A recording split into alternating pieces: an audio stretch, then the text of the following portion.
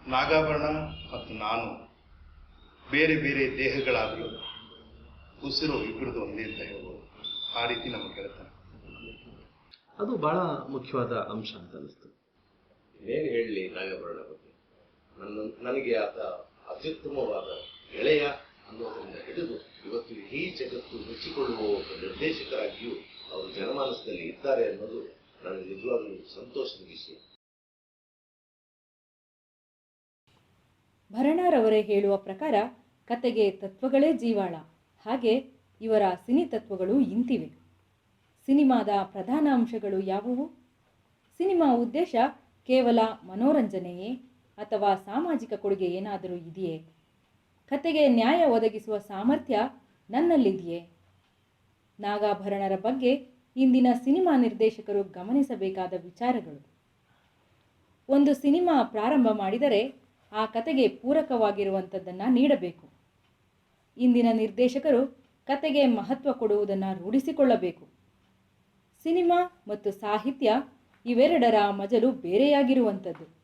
ಒಬ್ಬ ಸಿನಿ ನಿರ್ದೇಶಕ ಇವೆರಡರ ಮಹತ್ವವನ್ನು ಅರಿತಿರಬೇಕು. ಸಿನಿಮಾ ತನ್ನದೇ ಆದ ಸಾಮರ್ಥ್ಯವನ್ನು ಹೊಂದಿರುವಂತಹದ್ದು. ಭಾಷೆಗಿಂತ ಭಾವನೆಯಿಂದ ಇದು ಅನ್ಯ ಭಾಷೆಯ ಪ್ರೇಕ್ಷಕರನ್ನು ಮುಟ್ಟುತ್ತದೆ. ಮೂಢನಂಬಿಕೆ ವಿರುದ್ಧವಾಗಿ ಮಾಡಿದ ಧಾರಾವಾಹಿ ಮಹಾಮಾಯಿ. ಈ ಧಾರಾವಾಹಿಯಲ್ಲಿ ನೈಜ ಹಾಗೂ ನೇರ ವಿಷಯಗಳಿಂದ ಪ್ರೇಕ್ಷಕರಿಗೆ ಅನುಭವವನ್ನು ನೀಡಿದ್ದರು. ಮನೋರಂಜನೆಯ ಜೊತೆಗೆ ಮಾದರಿಯ ವಿಷಯಗಳು ಕತೆಗೆ ಮುಖ್ಯ. ಉತ್ತಮ ಮೌಲ್ಯವಿರುವ ಚಿತ್ರವನ್ನು ಚಿತ್ರರಂಗ ಮತ್ತು ಸಮಾಜ ಎರಡೂ ಪ್ರೋತ್ಸಾಹಿಸಬೇಕು. ಪ್ರೇಕ್ಷಕ ಭವಿಷ್ಯದ ಬಗ್ಗೆ ಯೋಚಿಸುವಂತೆ ಮಾಡುವುದೇ ಇವರ ಚಿತ್ರಗಳ ಉದ್ದೇಶ. ಇವರೇ ಹೇಳಿರುವಂತೆ ಸ್ಟಾರ್ ಇಮೇಜ್ಗೋಸ್ಕರ ಎಂದೂ ಚಿತ್ರವನ್ನು ಮಾಡುವುದಿಲ್ಲ. ಹೊಸ ಕಲಾವಿದರನ್ನು ಪರಿಚಯ ಮಾಡಿಸುವುದರ ಜೊತೆಗೆ ಡಾಕ್ಟರ್ ರಾಜ್ಕುಮಾರ್, ಶಂಕರ್ನಾಗ್, ಅನಂತನಾಗ್, ವಿಷ್ಣುವರ್ಧನ್, ಅಂಬರೀಷ್, ಶಿವರಾಜ್ಕುಮಾರ್ ಇಂತಹ ಕಲಾವಿದರ ಜೊತೆಗೆ ಕೆಲಸ ಮಾಡಿದವರೂ ಹೌದು. ಸಿನಿಮಾ ಕ್ಷೇತ್ರದಲ್ಲಿ ನಾಗಾಭರಣರ ಪ್ರಕಾರ ಮನುಷ್ಯನಲ್ಲಿನ ಕ್ರಿಯಾಶೀಲತೆಯೇ ಪ್ರಮುಖ ಸ್ಥಾನ ಪಡೆಯುವಂಥದ್ದು. ಹಣಕ್ಕೆ ನಂತರದ ಸ್ಥಾನ. ಈ ಒಂದು ತತ್ವದಿಂದ ಭರಣರ ನಂಬಿಕೆ ಏನೆಂದರೆ ಎಲ್ಲರೂ ಕನಸನ್ನು ಕಾಣಬಹುದು, ಆದರೆ ನಿರ್ದೇಶಕರಾಗುವುದಿಲ್ಲ ಎಂಬುದು. ಟಿ.ಎಸ್. ನಾಗಾಭರಣ ಅವರು ನನ್ನ 30 ವರ್ಷದ ಗೆಳೆಯರು. ಅವ್ರ ಜೊತೆಲಿ ಅನೇಕ ಪ್ರಾಜೆಕ್ಟ್ಗಳಿಗೆ ನಾನು ಕೆಲಸ ಮಾಡಿದ್ದೇನೆ. ನನಗೆ ತಕ್ಷಣ ನೆನಪಾಗ್ತಿರೋದು ಗೀತಮಾಧುರಿ,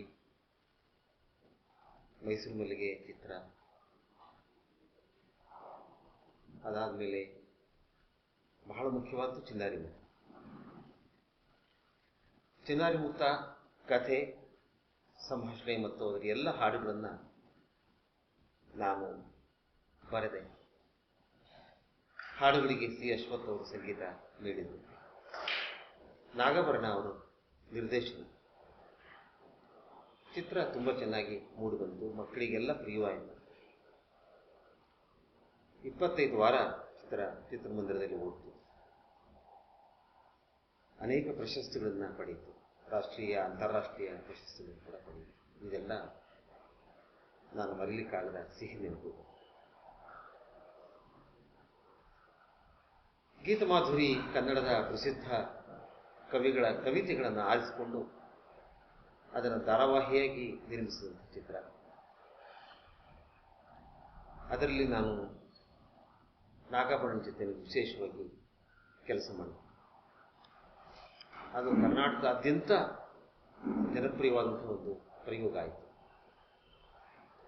ಕಾರಣ ಅದಕ್ಕೊಂದು ಸಾಂಸ್ಕೃತಿಕವಾದ ಬೆಲೆ ಇತ್ತು, ತೂಕ ಇತ್ತು, ಘನತೆ ಇತ್ತು. ಹಾಡುಗಳನ್ನು ಚಿತ್ರಿಸುವುದರಲ್ಲಿ ನಾಗಾಭರಣ ಮೊದಲಿಂದಲೂ ತುಂಬ ಪರಿಣತ. ಪುಟ್ಟಣ್ಣ ಅವರ ನಂತರ ಹಾಡುಗಳನ್ನು ಅತ್ಯಂತ ಅರ್ಥಪೂರ್ಣವಾಗಿ ಚಿತ್ರೀಕರಣ ಮಾಡುವಂಥ ನಿರ್ದೇಶಕರಲ್ಲಿ ನಾಗಾಭರಣ ಅವರಿಗೆ ಮಹತ್ವದ ಸ್ಥಾನ ಇದೆ.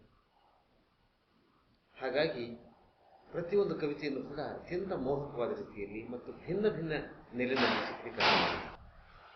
ಭರಣ ಅವರೊಂದಿಗೆ ನನ್ನ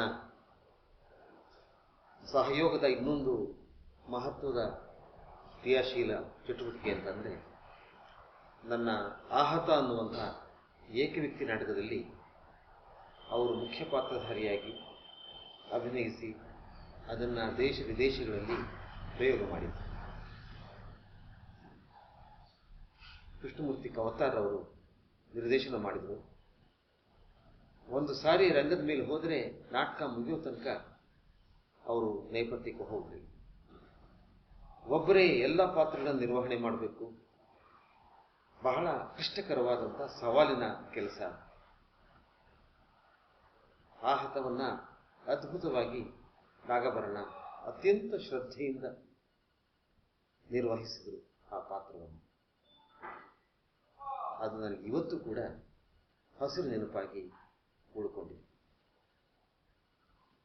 ಯಾವುದೇ ಕಾರ್ಯಕ್ರಮ ಇರಲಿ, ನನ್ನನ್ನು ಬಿಟ್ಟು ಅವರು ಕೆಲಸ ಮಾಡೋದಿಲ್ಲ.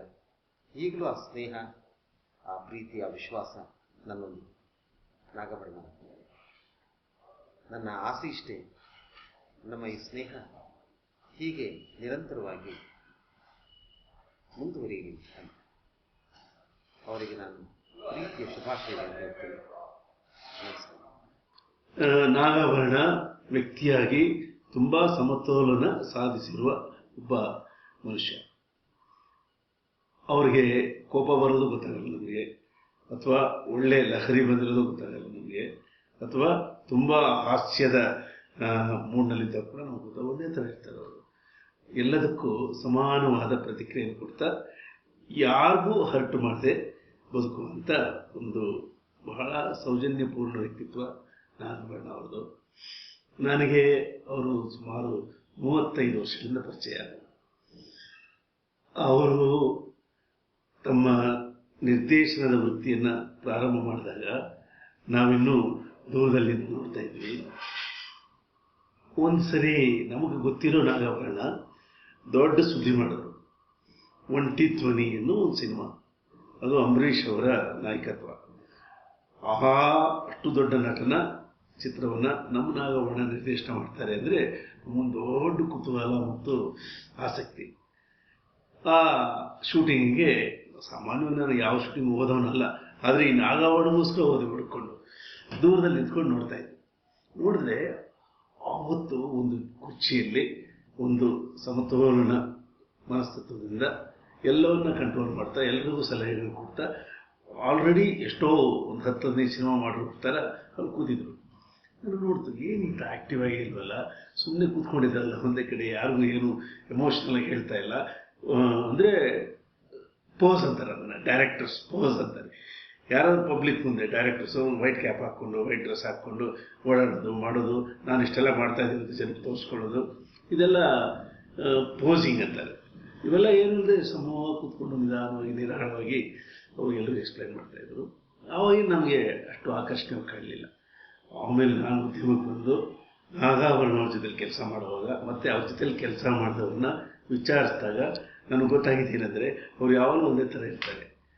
ಸಿನಿಮಾ ಕತೆ ಬರೆಯುವಾಗಿಂದ ಹಿಡಿದು ಅದು ಚಿತ್ರೀಕರಣಗೊಳ್ಳುವವರೆಗೂ ಮತ್ತು ಅದರಲ್ಲಿರುವ ಎಲ್ಲ ಉಚ್ಚ ಘಟ್ಟಗಳನ್ನು ನಿರ್ವಹಿಸುವವರೆಗೂ ಮತ್ತು ಚಿತ್ರ ರಿಲೀಸ್ ಆದಮೇಲೆ ಗೆದ್ದಾಗಲೂ ಸೋತಾಗಲೂ ಒಂದೇ ಥರ ಇರ್ತಾರೆ. ಇದೇ ಅವರ ವ್ಯಕ್ತಿತ್ವ. ಇಂಥ ಅಪರೂಪದ ವ್ಯಕ್ತಿತ್ವ ನೋಡೋದಕ್ಕೆ ಮೇಲೆ ಹೇಗೆಂದರೆ ನಂತರ ಅಂದರೆ ಈ ಹಂಸ ಥರ ಮೇಲ್ಗಡೆ ನೋಡೋದಕ್ಕೆ ಕಾಣ್ತಿರ್ತಾರೆ ಅವರು. ಆದರೆ ಹಂಸ ತೇಲ್ಕೊಂಡು ನಿರಾಳ ಹೋಗ್ತಾ ಇದೆ ಅಂತ ಅನ್ಕೋತೀವಷ್ಟೇ. ಆದರೆ ನೀರು ಒಳಗಡೆ ಅದರ ಪಾದಗಳು ರಭಸವಾಗಿ ಹೊಡ್ಕೋತಾ ಇರುತ್ತೆ, ವೇಗವಾಗಿ ಹೊಡ್ಕೋತಾ ಇರುತ್ತೆ. ತನ್ನ ಎಲ್ಲ ವೇಗವನ್ನು ತನ್ನ ಪಾದಗಳಿಗೆ ಕೊಟ್ಟಿರುತ್ತೆ. ಪಾದಗಳಿಗೆ ಕೊಟ್ಟ ವೇಗವನ್ನು ತನ್ನ ದೇಹಕ್ಕೆ ತೋರಿಸ್ಕೊಳ್ಳೋದೇ ಇಲ್ಲ. ಅದೇ ನಾಗಾಭರಣ ಅವರ ಯಾನ ಹಂಸಯಾನ. ಒಳಗಡೆ ಮಾತ್ರ ತಳಮಳ. ಅವ್ರ ತಳಮಳದಲ್ಲಿ ತುಂಬ ಸದಭಿರುಚಿ ಇರುವ ವಿಚಾರಗಳಿರ್ತವೆ. ಚಾರಿತ್ರಿಕ ಚಿತ್ರಗಳು ಮಾಡಬೇಕು, ಐತಿಹಾಸಿಕ ಚಿತ್ರಗಳು ಮಾಡಿದ್ರೆ ನಮ್ಮ ಸಂಸ್ಕೃತಿಯ ಅನಾವರಣ ಆಗುತ್ತೆ ಅನ್ನೋದು ಅವ್ರ ನಂಬಿಕೆ. ಅಂತಹ ಗಟ್ಟಿ ನಂಬಿಕೆ ಇರುವಂಥ ಒಬ್ಬ ನಿರ್ದೇಶಕ ಕನ್ನಡದಲ್ಲಿ ಭಾಳ ಅಪರೂಪ. ಹಿಂದೆ ಸ್ವಲ್ಪ ಹಿರಿಯರಿದ್ದರು, ಅವ್ರನ್ನ ಹೊರತುಪಡಿಸಿದ್ರೆ ನಾಗಾಭರಣ ಒಬ್ಬರೇ ಈ ಮಾಡರ್ನ್ ಏಜ್ಗೂ ಮತ್ತು ಅವರ ಏಜ್ಗೂ ಇರುವ ಒಂದು ದೊಡ್ಡ ಕೊಂಡಿ. ಅವರನ್ನು ಫಾಲೋ ಮಾಡಿದ್ರೆ ಕೆಲಸ ಮಾಡುವ ವಿಧಾನ, ಮತ್ತು ಯಾರಿಗೂ ತೊಂದರೆ ಆಗದಾಗೆ ಒಂದು ಚಿತ್ರವನ್ನು ಯಶಸ್ವಿಯಾಗಿ ದಡ ಮುಟ್ಟಿಸೋ ರೀತಿ ಇವೆಲ್ಲವನ್ನ ಕಲಿಬಹುದು. ನಾಗವರ್ಣ ನನ್ನ ತುಂಬ ಆತ್ಮೀಯ ಮಿತ್ರ. ಒಂದು ಸಣ್ಣ ಉದಾಹರಣೆ ಹೇಳಿಬಿಟ್ಟು ನಾನು ಅವ್ರ ಮಾತು ಮುಕ್ತಾಯ ಮಾಡ್ತೀನಿ. ಅವರು ನನ್ನ ಕೈಲಿ ಹಾಡು ಬರ್ಸಿದ್ರು, ನನ್ನ ಇಷ್ಟಕ್ಕೆ ಬಿಟ್ಟರು. ನಾನು ನನ್ನ ಇಷ್ಟಕ್ಕೆ ಬರದೆ ಹಾಡನ್ನು ಕೆಲವು ಬದಲಾವಣೆ ಕೇಳಿದ್ರು, ಬದಲಾವಣೆಗಳನ್ನು ಮಾಡಿದೆ. ಎಲ್ಲ ರಾಗಕ್ಕೆ ಹೊಂದಿಸಿ ಆದಮೇಲೆ ಅವರು ಹಾಡಿನ ಪ್ರತಿ ಇಸ್ಕೊಂಡು ತಮ್ಮೆಲ್ಲ ಗೆಳೆಯರನ್ನ ಕೂರಿಸ್ಕೊಂಡು ಈಗ ಪದ್ಯ ಹೋಗ್ತೀನಿ ಕೇಳಿ ಅಂತ. ನನಗೆ ಆಶ್ಚರ್ಯ ಇದೆ, ಇದೇನು ಟ್ಯೂನ್ ರೆಡಿ ಇರುವಾಗ ಟ್ಯೂನ್ ಹಿಡದೆ ಪದ್ಯ ಹೋಗ್ತೀನಿ ಕೇಳುವುದು. ಹಾಗೆ ಅಬ್ಸರ್ವ್ ಮಾಡಿದ್ರು. ಅವ್ರು ಏನು ಮಾಡಿದ್ರು ಅಂದರೆ ನನ್ನ ಹಾಡನ್ನು ಒಂದು ಕಾವ್ಯವಾಗಿ ವಾಚನ ಮಾಡಿದ್ರು. ಕಾವ್ಯವಾಗಿ ಹಾಡುವ ವಾಚನ ಮಾಡಿದಾಗ ಅದರ ಲಯ ಮತ್ತು ವಿನ್ಯಾಸ ಕೇಳಿದರಿಗೆ ಅದೊಂದು ಕವನದ ಥರ ಕಾಣಬೇಕು. ಹಾಗಿದ್ದಾಗ ಮಾತ್ರ ಅವರು ಹಾಡನ್ನು ಮುಂದೆ ರೆಕಾರ್ಡಿಂಗ್ ಕಳಿಸೋರು. ಆಮೇಲೆ ನನಗೆ ಹೇಳಿದ್ರು, ಒಂದು ಹಾಡು ಸಿದ್ಧ ಆದಮೇಲೆ ಒಂದು ಕಾವ್ಯವಾಗಿ ವಾಚನ ಮಾಡಬೇಕು, ಕೇಳೋದಕ್ಕೆ ಅದರ ಲಯ ಚೆನ್ನಾಗಿ ಅರ್ಥ ಆಗಬೇಕು, ಅದಕ್ಕೋಸ್ಕರ ಈ ರೀತಿ ಮಾಡ್ತೀನಿ ಅಂದರು. ಇಂಥ ಸರಳ ಪ್ರಯೋಗ ನಾಗವರ್ಣನಿಂದ ಸಾಧ್ಯ. ನಾನು ಎಲ್ಲೂ ಇಂಥ ವ್ಯಕ್ತಿತ್ವವನ್ನು ಈ ಸರಣಿಯನ್ನು ಕಂಡಿಲ್ಲ. ಅವ್ರು ಒಳ್ಳೆಯದಾಗಲಿ. ಅವರನ್ನು ನಾವು ಫಾಲೋ ಮಾಡೋದೇ ಅವ್ರಿಗೆ ಕೊಡೋ ದೊಡ್ಡ ಗೌರವ.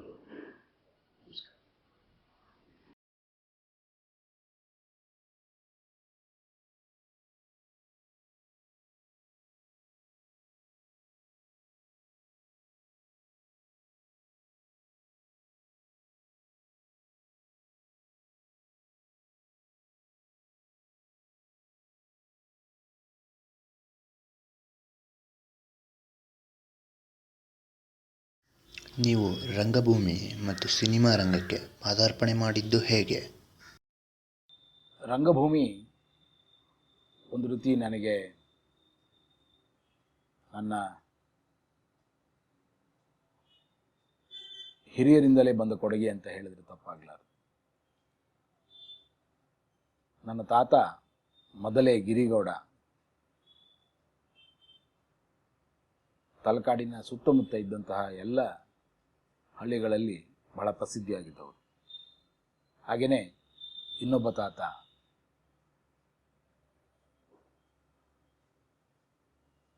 ಮಹಿರಾವಣನ ಪಾತ್ರದಲ್ಲಿ ಬಹಳ ಅದ್ಭುತವಾದ ನಟ ಅಂತ ಹೆಸರು ಮಾಡಿದರು.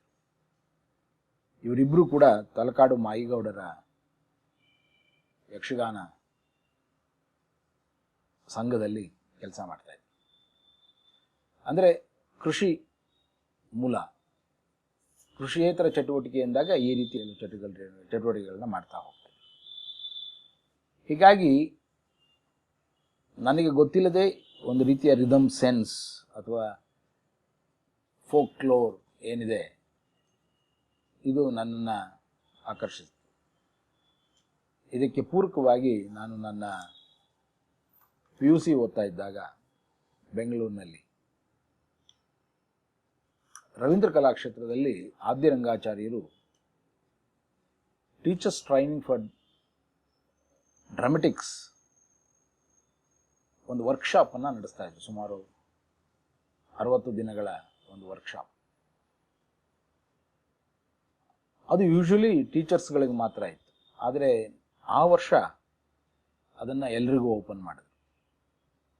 ನಾವು ಕಲಾಕ್ಷೇತ್ರದ ಮೆಟ್ಲಲ್ಲಿ ಕೂತ್ಕೊಳ್ತಾ ಇದ್ದಂಥ ಹುಡುಗರು PUC ಆಗ್ತಾನೆ ಪ್ರಾರಂಭವಾಗಿದ್ದಂತಹ ಕಾಲದಲ್ಲಿ ನನಗೆ ಆ ವರ್ಕ್ಶಾಪ್ಗೆ ಸೇರುವಂತಹ ಒಂದು ಅವಕಾಶ, ಅದರ ಮುಖಾಂತರ ಕಾರಂತರ ಭೇಟಿ. ಬಾಬುಕೋಡಿ ವೆಂಕಟರಮಣ ಕಾರಂತರು ನನ್ನ ಗುರುವಾಗಿ ಸುಮಾರು 40 ವರ್ಷಗಳ ಕಾಲ ನಾನು ಅವರ ಶಿಷ್ಯನಾಗಿ ಕೆಲಸ ಮಾಡಿದ್ದೇನೆ. ಈಗಲೂ ಅವರ ನಾಟಕಗಳನ್ನು ಅಭಿನಯಿಸ್ತಾ ಇದ್ದೇನೆ. ಕಾರಂತರು, ಪ್ರೇಮಾ ಕಾರಂತರು, NS Venkataram, Sai Paranjpye, BM Shah, BN Nani, V Ramurthy, ಈ ಎಲ್ಲ ಕನ್ನಡ ರಂಗಭೂಮಿಯ ದಿಗ್ಗಜಗಳು ಏನಿದ್ದಾರೆ ಅವರ ಕೈ ಕೆಳಗೆ ಆ ಕೆಲಸವನ್ನು ಪ್ರಾರಂಭ ಮಾಡಿತ್ತು. ರಂಗಭೂಮಿ 1970ರ ದಶಕದಲ್ಲಿ ಒಂದು ಹೊಸ ಮಜಲನ್ನು, ಹೊಸ ಆಯಾಮವನ್ನು, ಹೊಸ ದಿಕ್ಕನ್ನು ಕಂಡುಕೊಂಡಂತಹ ಸಮಯ. ಅದರ ನಂತರ ರಂಗಭೂಮಿಯಲ್ಲಿ ಕೆಲಸ ಮಾಡ್ತಿದ್ದ ಪ್ರತಿಯೊಬ್ಬರೂ ಕೂಡ ಮಾಧ್ಯಮದ ಎಕ್ಸ್ಟೆನ್ಷನ್ ಅಂತ ಏನು ಕರೀತೇವೆ, ದೃಶ್ಯ ಮಾಧ್ಯಮ, ಸಿನಿಮಾಗೆ ಕೆಲಸ ಪ್ರಾರಂಭ ಮಾಡಿದ್ರು. ಅದರಲ್ಲೂ ಬಹಳ ಮುಖ್ಯವಾಗಿ ಯಾವುದನ್ನು ನಾವು ಆಗ ಆರ್ಟ್ ಸಿನಿಮಾ ಅಂತ ಕರೆದ್ವೋ, ಅದರ ನಂತರ ಅದನ್ನು ಪ್ಯಾರಲಲ್ ಸಿನಿಮಾ ಅಂತ ಕರೆದ್ವೋ, ಇತ್ತೀಚೆಗೆ ಅದನ್ನು ಎಕ್ಸ್ಪರಿಮೆಂಟಲ್ ಸಿನಿಮಾ ಅಂತ ಕರಿತಾ ಇರೋದು, ಈ ರೀತಿಯ ಹೊಸ ಪ್ರಯೋಗಗಳಿಗೆ ತೆರೆಕೊಳ್ತಾ ಬಂತು. ಯಾವ ರೀತಿ ಲಿಟ್ರೇಚರ್ನಲ್ಲಿ ನವೋದಯ, ನವ್ಯ ಇವುಗಳು ಪ್ರಾರಂಭ ಆದವು, ಹಾಗೇನೆ ರಂಗಭೂಮಿಯಲ್ಲೂ ಕೂಡ ಒಂದು ರೀತಿ ನವ್ಯ ನಾಟಕಗಳ, ಹವ್ಯಾಸಿ ರಂಗಭೂಮಿಯಲ್ಲಂತೂ ಹೊಸ ಪ್ರಯೋಗಗಳ ಒಂದು ಅಲೆಯೇ ಪ್ರಾರಂಭ ಆಗಿದ್ದು ಬಿ.ವಿ. ಕಾರಂತರಿಂದ. ಒಂದು ಹೊಸ ದಿಕ್ಕು ಅಲ್ಲಿಂದ ಪ್ರಾರಂಭ ಆಗಿತ್ತು, ಹೊಸ ದಿಸೆ ಪ್ರಾರಂಭ ಆಯಿತು, ಹೊಸ ದಾರಿಯೊಂದು ಕಣ್ಣಿಗೆ ಬಿದ್ದಿತ್ತು. ಅದೇ ರೀತಿಯ ಪ್ರಯೋಗಗಳನ್ನು ಸಿನಿಮಾದಲ್ಲಿ ಈ ಸಾಹಿತ್ಯ ಮತ್ತು ಸಾಂಸ್ಕೃತಿಕ ವಲಯದಲ್ಲಿ ಕೆಲಸ ಮಾಡ್ತಿದ್ದವರೇ ಪ್ರಾರಂಭ ಮಾಡಿದರು.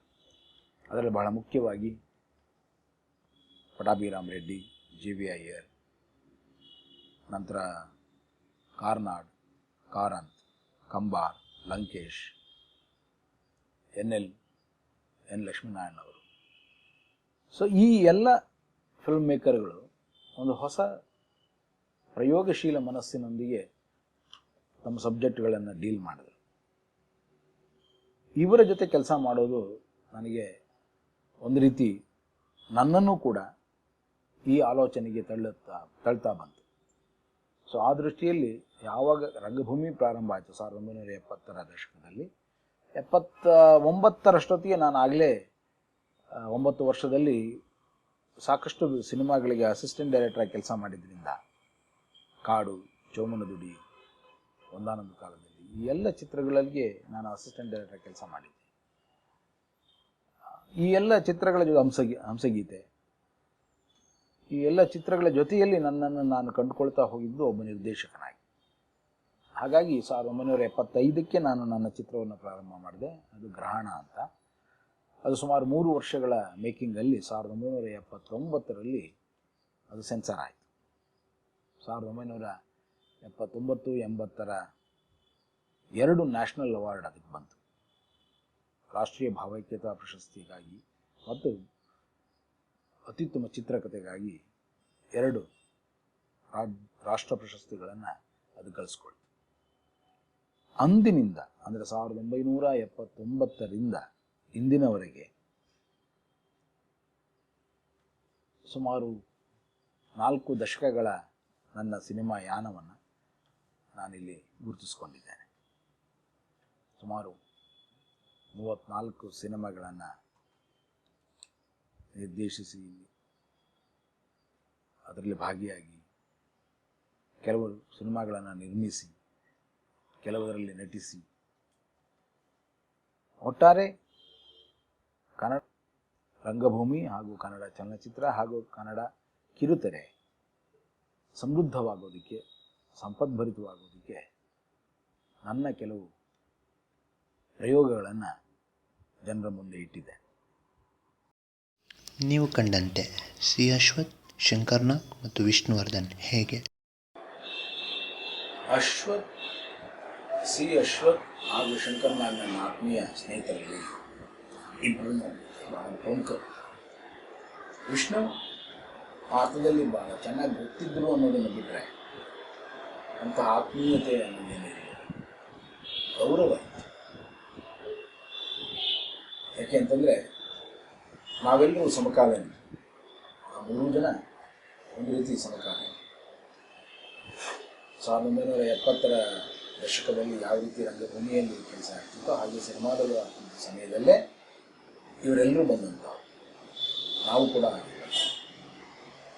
ಸೊ ವಿಷ್ಣು ನ್ಯಾಷನಲ್ ಹೈಸ್ಕೂಲಲ್ಲಿ ಓದ್ತಾ ಇದ್ದಾಗಲೇ, ನ್ಯಾಷನಲ್ ಕಾಲೇಜಿಗೆ ಬಂದಾಗಲೇ ಕಾಲೇಜಿಗಿಂತ ಹೆಚ್ಚಾಗಿ ನಾನೊಬ್ಬ ಹೀರೋ ಆಗ್ತೀನಿ ಅನ್ನುವಂತಹ ಆಸೆಯನ್ನು ಹೇಳ್ಕೋತಾ ಬಂದು ಅದನ್ನು ಸಾಧಿಸಿದವು. ಆಗಲೂ ಜೊತೆಲಿದ್ದವು. ಆದರೆ ರಂಗಭೂಮಿಗೆ ಕರ್ಕೊಂಡು ಹೋದಾಗ ರಂಗಭೂಮಿಗೆ ನನಗೆ ಬೇಡ ಅಂತ ಹೇಳಿ ವಿಷ್ಣು ಅವರಿಂದ ದೂರ ಸರಿದು ಸಿನಿಮಾಗೆ ಮೀಸಲಾಗಿ ತನ್ನ ಕೆಲಸವನ್ನು ಹಂಚಿಕೊಂಡೆ. ನಂತರ ನಾನು ಆಗ ಬಂಗಾರದ ಚಿಂತೆ ಮೊದಲಾದ ನಂತರ 25 ವರ್ಷಗಳ ನಂತರ ನನ್ನ 2 ಸಿನಿಮಾಗಳನ್ನು ವಿಷ್ಣು ಜೊತೆ ಮಾಡಿದೆ. ಆ 2 ಅನುಭವಗಳನ್ನು ಬಿಟ್ಟರೆ ಒಟ್ಟಾರೆಯಾಗಿ ಕನ್ನಡ ಚಲನಚಿತ್ರರಂಗದಲ್ಲಿ ಅವರ ಏಳಿಗೆಯನ್ನು ಗಮನಿಸುತ್ತಿದ್ದವನು, ಅವರ ಚಿತ್ರಗಳನ್ನು ನೋಡ್ತಾ ಇದ್ದವನು ಅಷ್ಟೇ ನನ್ನ ಹೆಗ್ಗಳಿಕೆ. ಆದರೆ ಸಿ ಅಶ್ವಥ್ ಮತ್ತು ಶಂಕರ್ ನಾಥ್ ಅವರೊಡನೆ ಕೆಲಸ ಮಾಡಿದ ರೀತಿ ಮತ್ತು ಎಲ್ಲೆಲ್ಲಿ ಕೆಲಸ ಮಾಡಿದೆ, ಯಾವ್ಯಾವ ಆಯಾಮಗಳಲ್ಲಿ ಕೆಲಸ ಮಾಡಿದೆ ಅಂತ ನಾವು ನೆನೆಸ್ಕೊಂಡಾಗ ಕನ್ನಡ ಸಾಂಸ್ಕೃತಿಕ ಲೋಕಕ್ಕೆ ಅಶ್ವಥ್ ಮತ್ತು ನಾನು ಸಾಕಷ್ಟು ಕೊಡುಗೆಗಳನ್ನು ಕೊಟ್ಟಿದ್ದೇವೆ. ಅದು ರಂಗಭೂಮಿ ಇರಲಿ, ಟೆಲಿವಿಷನ್ ಇರಲಿ, ಸಿನಿಮಾ ಇರಲಿ. ಅಶ್ವತ್ಗೆ ಆ ರೀತಿಯ ಹೆಚ್ಚು ಹುಮ್ಮಸ್ಸು ಹೊಂದಿತ್ತು. ಏನನ್ನಾದರೂ ಅದನ್ನು ಮಾಡಬೇಕು. ಈ ತಲೆಗೆ ಬಂತು ಅಂದರೆ ಅದನ್ನು ಮಾಡಬೇಕು, ಅದನ್ನು ಮಾಡಿ ತೋರಿಸ್ಬೇಕು. ಅದು ಅಗಾಧವಾಗಿರಬೇಕು, ಅದ್ಭುತವಾಗಿರಬೇಕು. ಯಾರೂ ಮಾಡದೇ ಇರುವಂಥ ಕೆಲಸಗಳನ್ನು ಮಾಡಬೇಕು. ನಮ್ಮ ಭಾಷೆ, ನಮ್ಮ ಸಾಹಿತ್ಯ, ನಮ್ಮ ಕವಿಗಳನ್ನು ನಾವು ಮೆರೆಸಬೇಕು. ಅದನ್ನು ಥ್ರೂಔಟ್ ಅವನ ಲೈಫಲ್ಲಿ ಮಾಡ್ಕೋತಾನೆ. ಎಷ್ಟು ಮಟ್ಟಿಗೆ ಅದನ್ನು ಆತ ಸಾಧಿಸಿದ ಅಂದರೆ ಸುಗಮ ಸಂಗೀತ ಕ್ಷೇತ್ರದ ಒಟ್ಟಾರೆ ಒಂದು ಮೊಜಲಿನಲ್ಲಿದ್ದಂತಹ ಸುಗಮ ಸಂಗೀತ ಕ್ಷೇತ್ರವನ್ನು ಬಹಳ ದೊಡ್ಡದಾಗಿ ಮೇಲ್ತಂದ ಇಡೀ ಕರ್ನಾಟಕಕ್ಕೆ ಒಂದು ಮಾದರಿಯಾಗ. ಹಾಗೇನೆ ಆತ ಕೆಲಸ ಮಾಡ್ತಾ ಇದ್ದ. ರಂಗಭೂಮಿಯಲ್ಲಿ ಕಾರಂತರ ನಂತರ ರಂಗಗೀತೆಗಳನ್ನು ಅತಿ ಹೆಚ್ಚು ಪ್ರಚಾರದಲ್ಲಿರುವ ರಂಗಗೀತೆಗಳನ್ನು ಕಂಪೋಸ್ ಮಾಡುವ ಅಶ್ವಥ್. ಹಾಗೇನೆ ಹೊಸ ಪ್ರಯೋಗಗಳನ್ನು ಯೋಚನೆ ಮಾಡುವನು ಕೂಡ ಅಶ್ವಥ್. ಗೀತ ಮಾಧುರಿಯಂತಹ ಎಲ್ಲ ದೃಶ್ಯ ಮಾಧ್ಯಮದ ಆಶಯಗಳನ್ನು ಒಟ್ಟಾರೆಯಾಗಿ ಭಾವಗೀತೆಗಳ ಮುಖಾಂತರ ತೋರಿಸುವಂತಹ ಕೆಲಸವನ್ನು ನಾನು ಅವರು ಸೇವೆ ಮಾಡಿದೆ. ಗೀತ ಮಾಧುರಿ ದೂರದರ್ಶನ ಅಂದರೆ ಅದಷ್ಟೇ ಅಲ್ಲ, ಸಿನಿಮಾ ಕ್ಷೇತ್ರವನ್ನು ತಗೊಂಡಾಗ ಅಶ್ವಥ್ ವೈದ್ಯಾಗಿ ಕೆಲಸ ಮಾಡ್ತಾ ಇದ್ದ ಆ ಜೋಡಿಯನ್ನು ಕಾರಣಾಂತರಗಳಿಂದ ಅದು ನಿಂತಾಗ ನಾನು ಮತ್ತೆ ಅಶ್ವಥ್ ಒಬ್ಬನನ್ನೇ ಸಿನಿಮಾಗೆ ಕರ್ಕೊಂಡಿದ್ದೆ.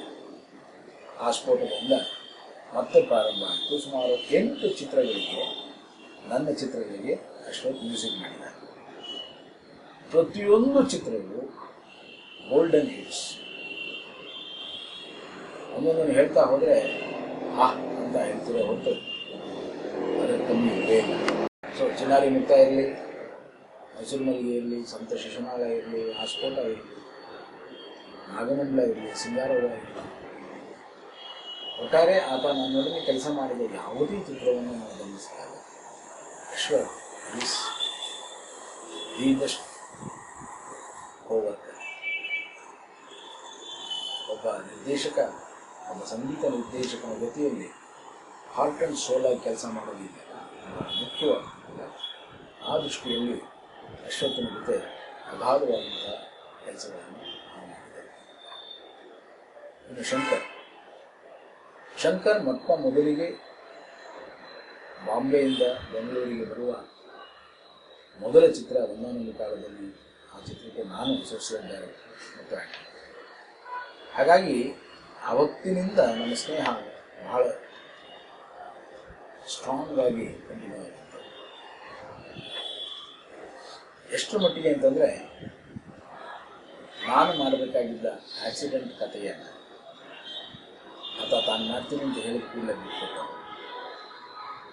ಹಾಗೆ ನಾನು ಪ್ಲ್ಯಾನ್ ಮಾಡಿದ ಮಾಲ್ವಿ ಡಿಸ್ನನ್ನು ಫಸ್ಟ್ ದೂರದರ್ಶನ ಅಪ್ರೂವಲ್ ನನ್ನ ಹೆಸರಿನಲ್ಲಾಗಿತ್ತು.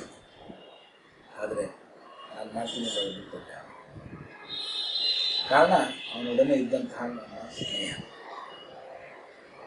ಆತ ರಂಗಭೂಮಿಗೆ, ಕನ್ನಡ ರಂಗಭೂಮಿಗೆ ಬಂದಾಗ ಅವನಿಗೆ ಪೂರ್ಣ ಪ್ರಮಾಣದ ಸಹಾಯವನ್ನು ಬೆನಕ ಮತ್ತು ನಾನು ನಿಂತು ಮಾಡಿದೆ. ಒಟ್ಟಾರೆ ತನ್ನ ಆಲೋಚನೆಗಳ ಮುಖಾಂತರ, ತನ್ನ ಯೋಜನೆಗಳ ಮುಖಾಂತರ ಶಂಕರ್ ಬಹಳ ಬೇಗ ಎಲ್ಲವನ್ನ ಸಾಧಿಸೋದಕ್ಕೆ ಹೊರಟಂತಹ ವೆರಿ ಸ್ಪೀಡಿ ಫಿಲಂ. ಆದರೆ ಅವನ ಆ ಮುಂದಾಲೋಚನೆಗಳನ್ನು, ಆ ದೂರದೃಷ್ಟಿಯನ್ನು ಸರಿಯಾಗಿ ಎಕ್ಸಿಕ್ಯೂಟ್ ಮಾಡೋಕ್ಕಾಗದೆ ನಮ್ಮಲ್ಲಿ ಸಾಕಷ್ಟು ಜನ ಫೇಲ್ ಆಗ್ತಾರೆ. ಆದರೆ ಇವತ್ತಿಗೂ ಕೂಡ ಶಂಕರ್ ಬಿಟ್ಟು ಹೋದ ಆತನ ಕರ್ತೃತ್ವ ಶಕ್ತಿ ಮತ್ತು ನೆನಪು ನಮ್ಮನ್ನು ಸದಾಕಾಲ ಜೀವಂತವಾಗಿ. ರಂಗಶಂಕರ ಇವತ್ತಿಗೂ ರಂಗಭೂಮಿಯ ಒಂದು ಸ್ವಕ್ಷೇತ್ರವಾಗಿ ನಮ್ಮ ಜೊತೆಗಿದೆ. ಶಂಕರ್ ನಮ್ಮ ಜೊತೆಯಲ್ಲಿ ಸದಾಕಾಲ ಇದ್ದ. ಅನಂತ್ ನಾಗ್ ಮತ್ತು ಪ್ರಕಾಶ್ ರೈ ಬಗ್ಗೆ 1979-80ರಲ್ಲಿ ನನ್ನ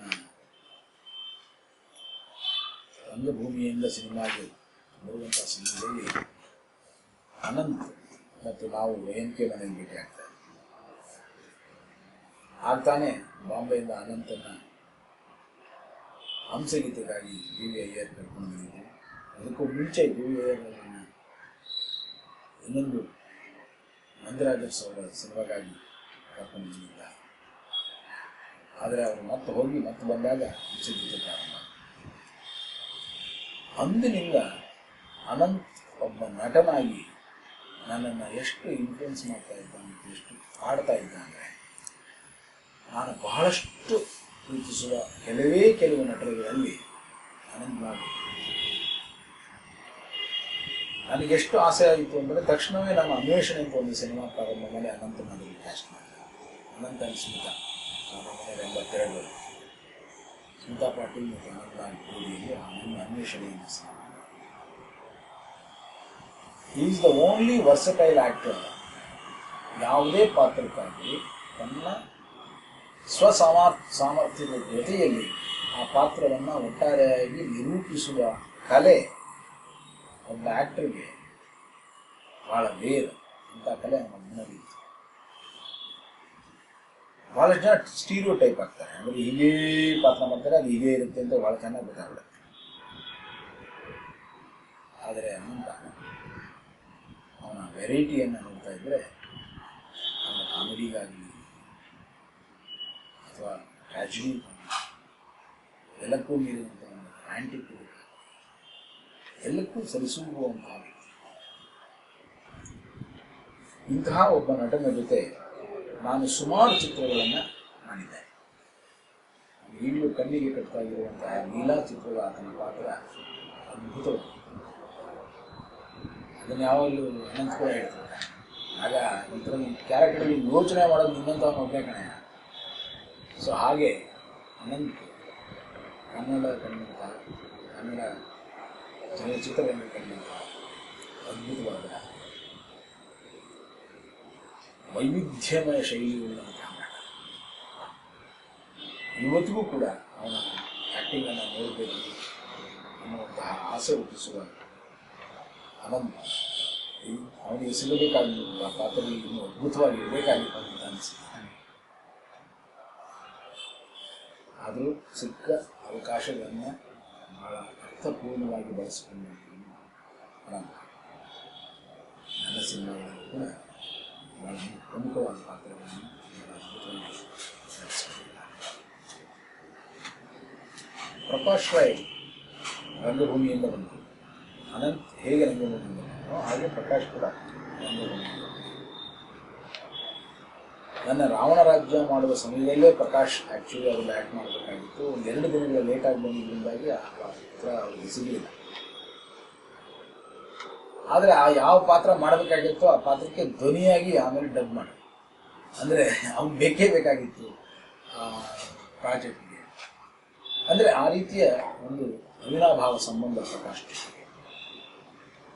ಆತನಿಗೋಸ್ಕರ ನಾಗಮಂಡಲವನ್ನು 6 ತಿಂಗಳು ಪೋಸ್ಟ್ಪೋನ್ ಮಾಡಿ ಆತನ ಡೇಟ್ ಸಿಕ್ಕ ಮೇಲೆ ಆ ಸಿನಿಮಾ ಶೂಟ್ ಮಾಡಿದೆ. ಅಷ್ಟರ ಮಟ್ಟಿಗೆ ಅಂತಹ ಒಬ್ಬ ನಟನ ಮತ್ತು ಪರಿಸರವನ್ನು ನಿರ್ಮಾಣ ಮಾಡುವಾಗ ನಿರ್ದೇಶಕ ಜಾಗೃತನಾಗಿರಬೇಕು ಅನ್ನೋದನ್ನು ಹೇಳಬೇಕು.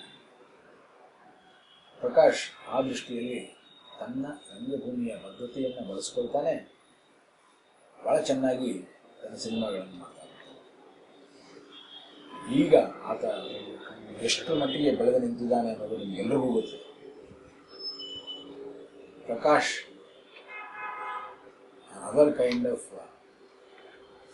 representation, especially for an actor.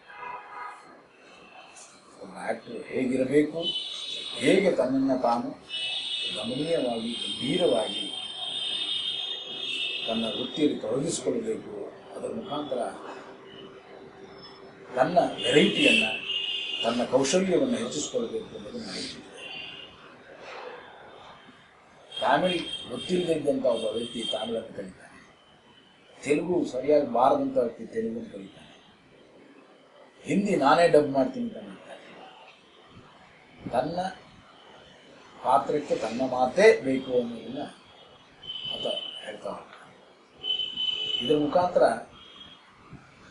ಒಂದು ಪಾತ್ರವನ್ನು ಪೋಷಿಸುವ ಬಗೆ ಇದೆಯಲ್ಲ, ಅದು ಅವನ ದನಿಯಲ್ಲೇ ಇದ್ದಾಗ ಅದು ಕಾಣುವಂತಹ ಒಂದು ಬರಿ ಇದೆಯಲ್ಲ, ಅದು ಬೇರೆನೆ.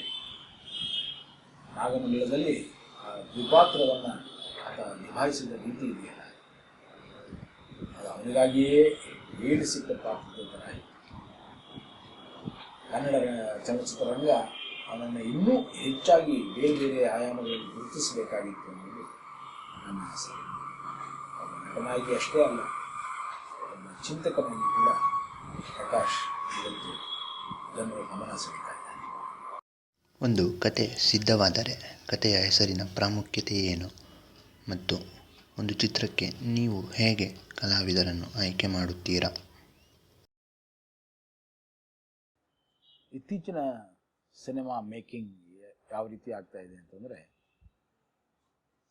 ಕಂಟೆಂಟ್ ಆಗಲಿ ಕಾನ್ಸೆಪ್ಟ್ ಆಗಲಿ ಬಹಳ ಮುಖ್ಯ ಆಗೋದಿಲ್ಲ, ತಂತ್ರಜ್ಞಾನ ಮುಖ್ಯವಾಗ್ತಾ ಹೋಗುತ್ತೆ. ಈ ತಂತ್ರಜ್ಞಾನದ ಮುಖಾಂತರವೇ ಸಿನಿಮಾ ಇದೆ ಅನ್ನುವಂತಹ ಒಂದು ಭ್ರಮೆಯನ್ನು ಅದು ಹುಟ್ಟಿಸ್ತಾ ಇದೆ. ಆದರೆ ನನ್ನ ಅನುಭವದಲ್ಲಿ ಹೇಳೋದಾದರೆ ಬಹಳ ಮುಖ್ಯವಾಗಿ ಮೂಲ ಆಶಯ, ಒಂದು ಘನೀಭೂತವಾದಂಥ ಒಂದು ಆಶಯ ಇರಬೇಕಾಗ್ತದೆ. ಅದು ಕಂಟೆಂಟ್ ಆಗ್ತದೆ. ಅದನ್ನು ಕತೆ ಅಂತ ಕರಿತೀರಾ, ಅಥವಾ ಒಂದು ಐಡಿಯಾ ಅಂತ ಕರಿತೀರಾ, ಅಥವಾ ಅದನ್ನು ಒಂದು ಚಿತ್ರಕಥೆ ಅಂತ ಕರಿತೀರಾ, ಒಟ್ಟಾರೆ ಅದು ಬಹಳ ಮುಖ್ಯ. ಹೀಗಾಗಿ ನಾನು ಸಾಹಿತ್ಯ ಲೋಕದ ಹಲವು ದಿಗ್ಗಜರ ಕಾದಂಬರಿಗಳನ್ನು, ನಾಟಕಗಳನ್ನು ನನ್ನ ಕಂಟೆಂಟಾಗಿ ಬಳಸ್ಕೊಂಡಾಗೆಲ್ಲ ನಾನು ಅದಕ್ಕೆ ಜಸ್ಟಿಫೈ ಮಾಡಿದ್ದೇನೆ. ನನ್ನ ಉದ್ದೇಶ ಸಾಹಿತ್ಯವನ್ನು ಈ ಮಾಧ್ಯಮದ ಮುಖಾಂತರ ಮತ್ತೊಂದು ಇಂಟರ್ಪ್ರಿಟೇಷನ್ ಮಾಡಿ ಜನರ ಮುಂದೆ ಇಡೋದು.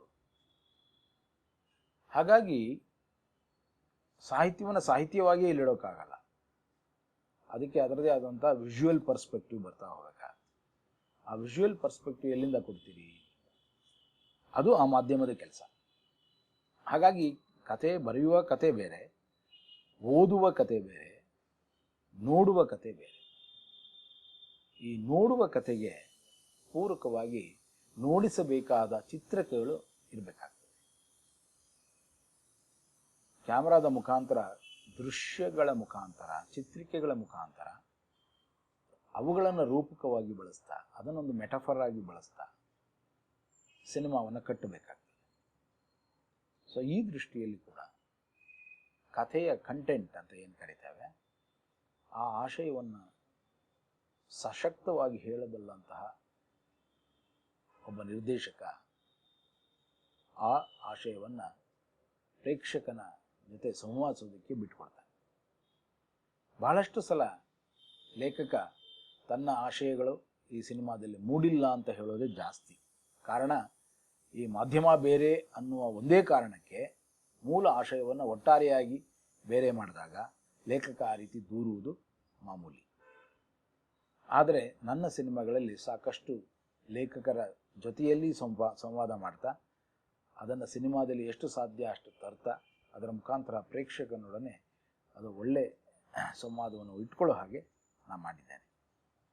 ಇನ್ನು ಪಾತ್ರಗಳ ಅಥವಾ ಪರಿಸರವನ್ನು ನಿರ್ಮಾಣ ಮಾಡುವ ದಿಕ್ಕಿನಲ್ಲಿ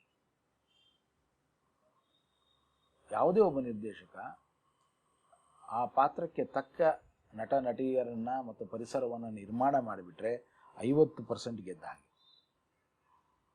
ಅದು ಬಹಳ ಮುಖ್ಯ ಕೂಡ. ಸಿನಿಮಾದ ಒಟ್ಟಾರೆ ಬಂಧದಲ್ಲಿ ನೋಡ್ತಾ ಇದ್ದಂತಹ ವ್ಯಕ್ತಿಗೆ ಇದು ಸರಿಯಾಗಿದೆ, ಇದು ಹೀಗೆ ಇರಬೇಕು, ಇದು ಹೀಗೆ ಇರುತ್ತೆ ಅನ್ನುವಂತಹ ಒಂದು ಕಲ್ಪನೆಯನ್ನು ಕೊಡ್ತಾ ಹೋಗಬೇಕಾಗ್ತದೆ.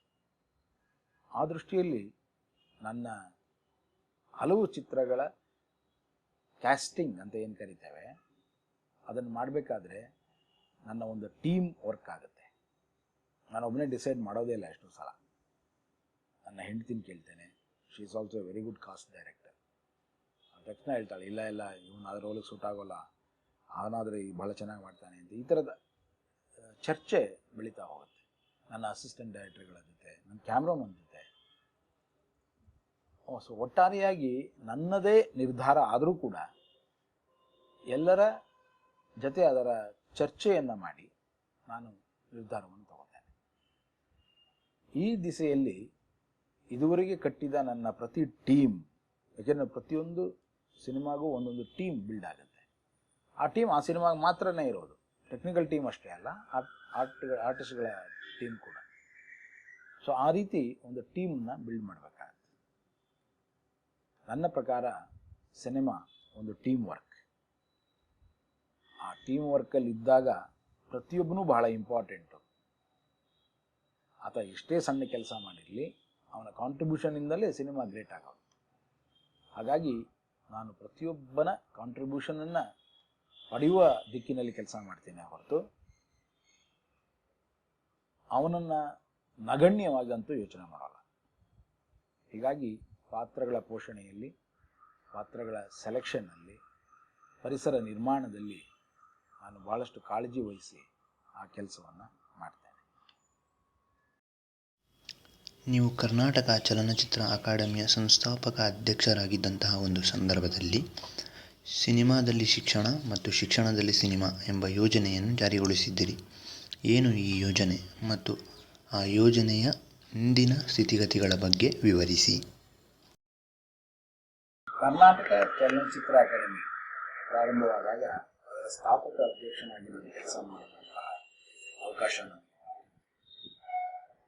ಮೂಲತಃ ನಾನು ವಿದ್ಯಾರ್ಥಿ, ಸಿನಿಮಾದ ವಿದ್ಯಾರ್ಥಿ. ಹೀಗಾಗಿ ಇಲ್ಲಿಯೂ ಕೂಡ ಸಿನಿಮಾವನ್ನು ಪ್ರತಿ ಕ್ಷಣ, ಪ್ರತಿ ದಿನ ಅಪ್ಡೇಟ್ ಆಗ್ತಾನೆ ಹೋಗಬೇಕಾಗ್ತದೆ. ಇವತ್ತು ಡಿಜಿಟಲ್ ಯುಗ ಆರಂಭವಾಗಿರುವಾಗ ಸಿನಿಮಾದ ಒಟ್ಟಂದ ಬಹಳ ಸ್ವಚ್ಛಂದವಾಗಿ ದೊಡ್ಡದಾಗಿರುವಾಗ, ಅಗಾಧವಾಗಿರುವಾಗ ನಾವು ಅದರ ಸಾಧ್ಯತೆಗಳನ್ನು ಕೂಡ ತಿಳ್ಕೊಬೇಕಾಗ್ತದೆ. ಆ ದೃಷ್ಟಿಯಲ್ಲಿ ಅಕಾಡೆಮಿಯನ್ನು ಕಟ್ಟುವಾಗ ಕನ್ನಡದ ಮನಸ್ಸುಗಳಿಗೆ ಅದು ಹೇಗೆ ಪೂರಕವಾಗಿ ಭಾಷೆ ಮತ್ತು ಜನ ಮತ್ತು ಸಾಂಸ್ಕೃತಿಕ ವಲಯ ಅದನ್ನು ಹೇಗೆ ಬಳಸ್ಕೋಬೇಕು ಅನ್ನೋದ್ರ ಬಗ್ಗೆ ನನಗೆ ಸಾಕಷ್ಟು ಕಾಳಜಿ ಇದೆ. ಹೀಗಾಗಿ ಒಂದು ಛತ್ರಿಯ ಅಡಿಯಲ್ಲಿ ಇಡೀ ಸಿನಿಮಾದ ಕಲಿಕೆ ಆಗಬೇಕು ಅನ್ನೋ ಆಸೆ ಇದೆ. ಅಂದ್ರೆ ಒಂದು ಇನ್ಸ್ಟಿಟ್ಯೂಟ್, ಆ ಇನ್ಸ್ಟಿಟ್ಯೂಟ್ನ ಕೆಳಗೆ ಎಲ್ಲವೂ ಸಿನಿಮಾಗೆ ಸಂಬಂಧಿಸಿದ ಪ್ರತಿ ಅಂಗವೂ ಅಲ್ಲಿ ಕಲಿಯುವ ಹಾಗೆ ಕ್ಲಾಸಸ್ಸು ಇತ್ಯಾದಿಗಳಾಗ್ತವೆ. ಒಂದು ರೂಫ್ನ ಅಡಿಯಲ್ಲಿ ಪ್ರತಿಯೊಬ್ಬ ವಿದ್ಯಾರ್ಥಿಯು, ಸಿನಿಮಾ ವಿದ್ಯಾರ್ಥಿಯು ಇಲ್ಲಿ ಕೆಲಸ ಮಾಡೋ ಹಾಗೆ, ಕಲಿಯುವ ಹಾಗೆ ಆಸೆ. ಅಕಾಡೆಮಿಯ ಮೂಲ ಆಶಯ ಆಗುವಂತ ನನ್ನ ಕಾರಣ ಏನಂತಂದ್ರೆ, ಅಕಾಡೆಮಿ ಅನ್ನುವ ಪದದಲ್ಲೇ ಇರುವಂತಹ ಅರ್ಥ ಏನಿದೆ, ಆ ವಿದ್ಯೆಯನ್ನ, ಆ ಜ್ಞಾನವನ್ನ ಹಸರಿಸೋದು ಬಹಳ ಮುಖ್ಯ.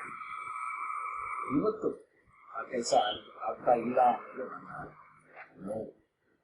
ಆದರೆ ಪ್ರಾರಂಭಕ್ಕೆ ದಿನಗಳಲ್ಲಿ ಅದನ್ನು ಕಟ್ಟಿದಾಗ cinema in education, education in cinema ಅನ್ನುವಂತಹ ಕೋಟ್ ಲೈನ್ ಆಗಿದೆ. ಇದಕ್ಕೊಂದು ಬಹಳ ಮುಖ್ಯವಾದಂತಹ ಆಶಯ ಸಿನಿಮಾ ಇನ್ ಎಜುಕೇಶನ್. ನೀವು ಇಲ್ಲಿಯೂ ಇವತ್ತು ಸಿನಿಮಾ ಎಷ್ಟೊಂದು ಪ್ರಭಾವಶಾಲಿ ಅಂದರೆ ಅದು ಮನುಷ್ಯನ ಮನಸ್ಸುಗಳ ಜೊತೆ ಆಟ ಆಡುತ್ತೆ. ಅವನ ಮನೋಭೂಮಿಕೆಯನ್ನು ಸಿದ್ಧ ಮಾಡುತ್ತೆ, ಅವನ ಬದುಕನ್ನು ಸಿದ್ಧ ಮಾಡುತ್ತೆ, ಅವನ ಯೋಚನಾ ಲಹರಿಗಳನ್ನು ನಿರ್ಧಾರ ಮಾಡುತ್ತೆ.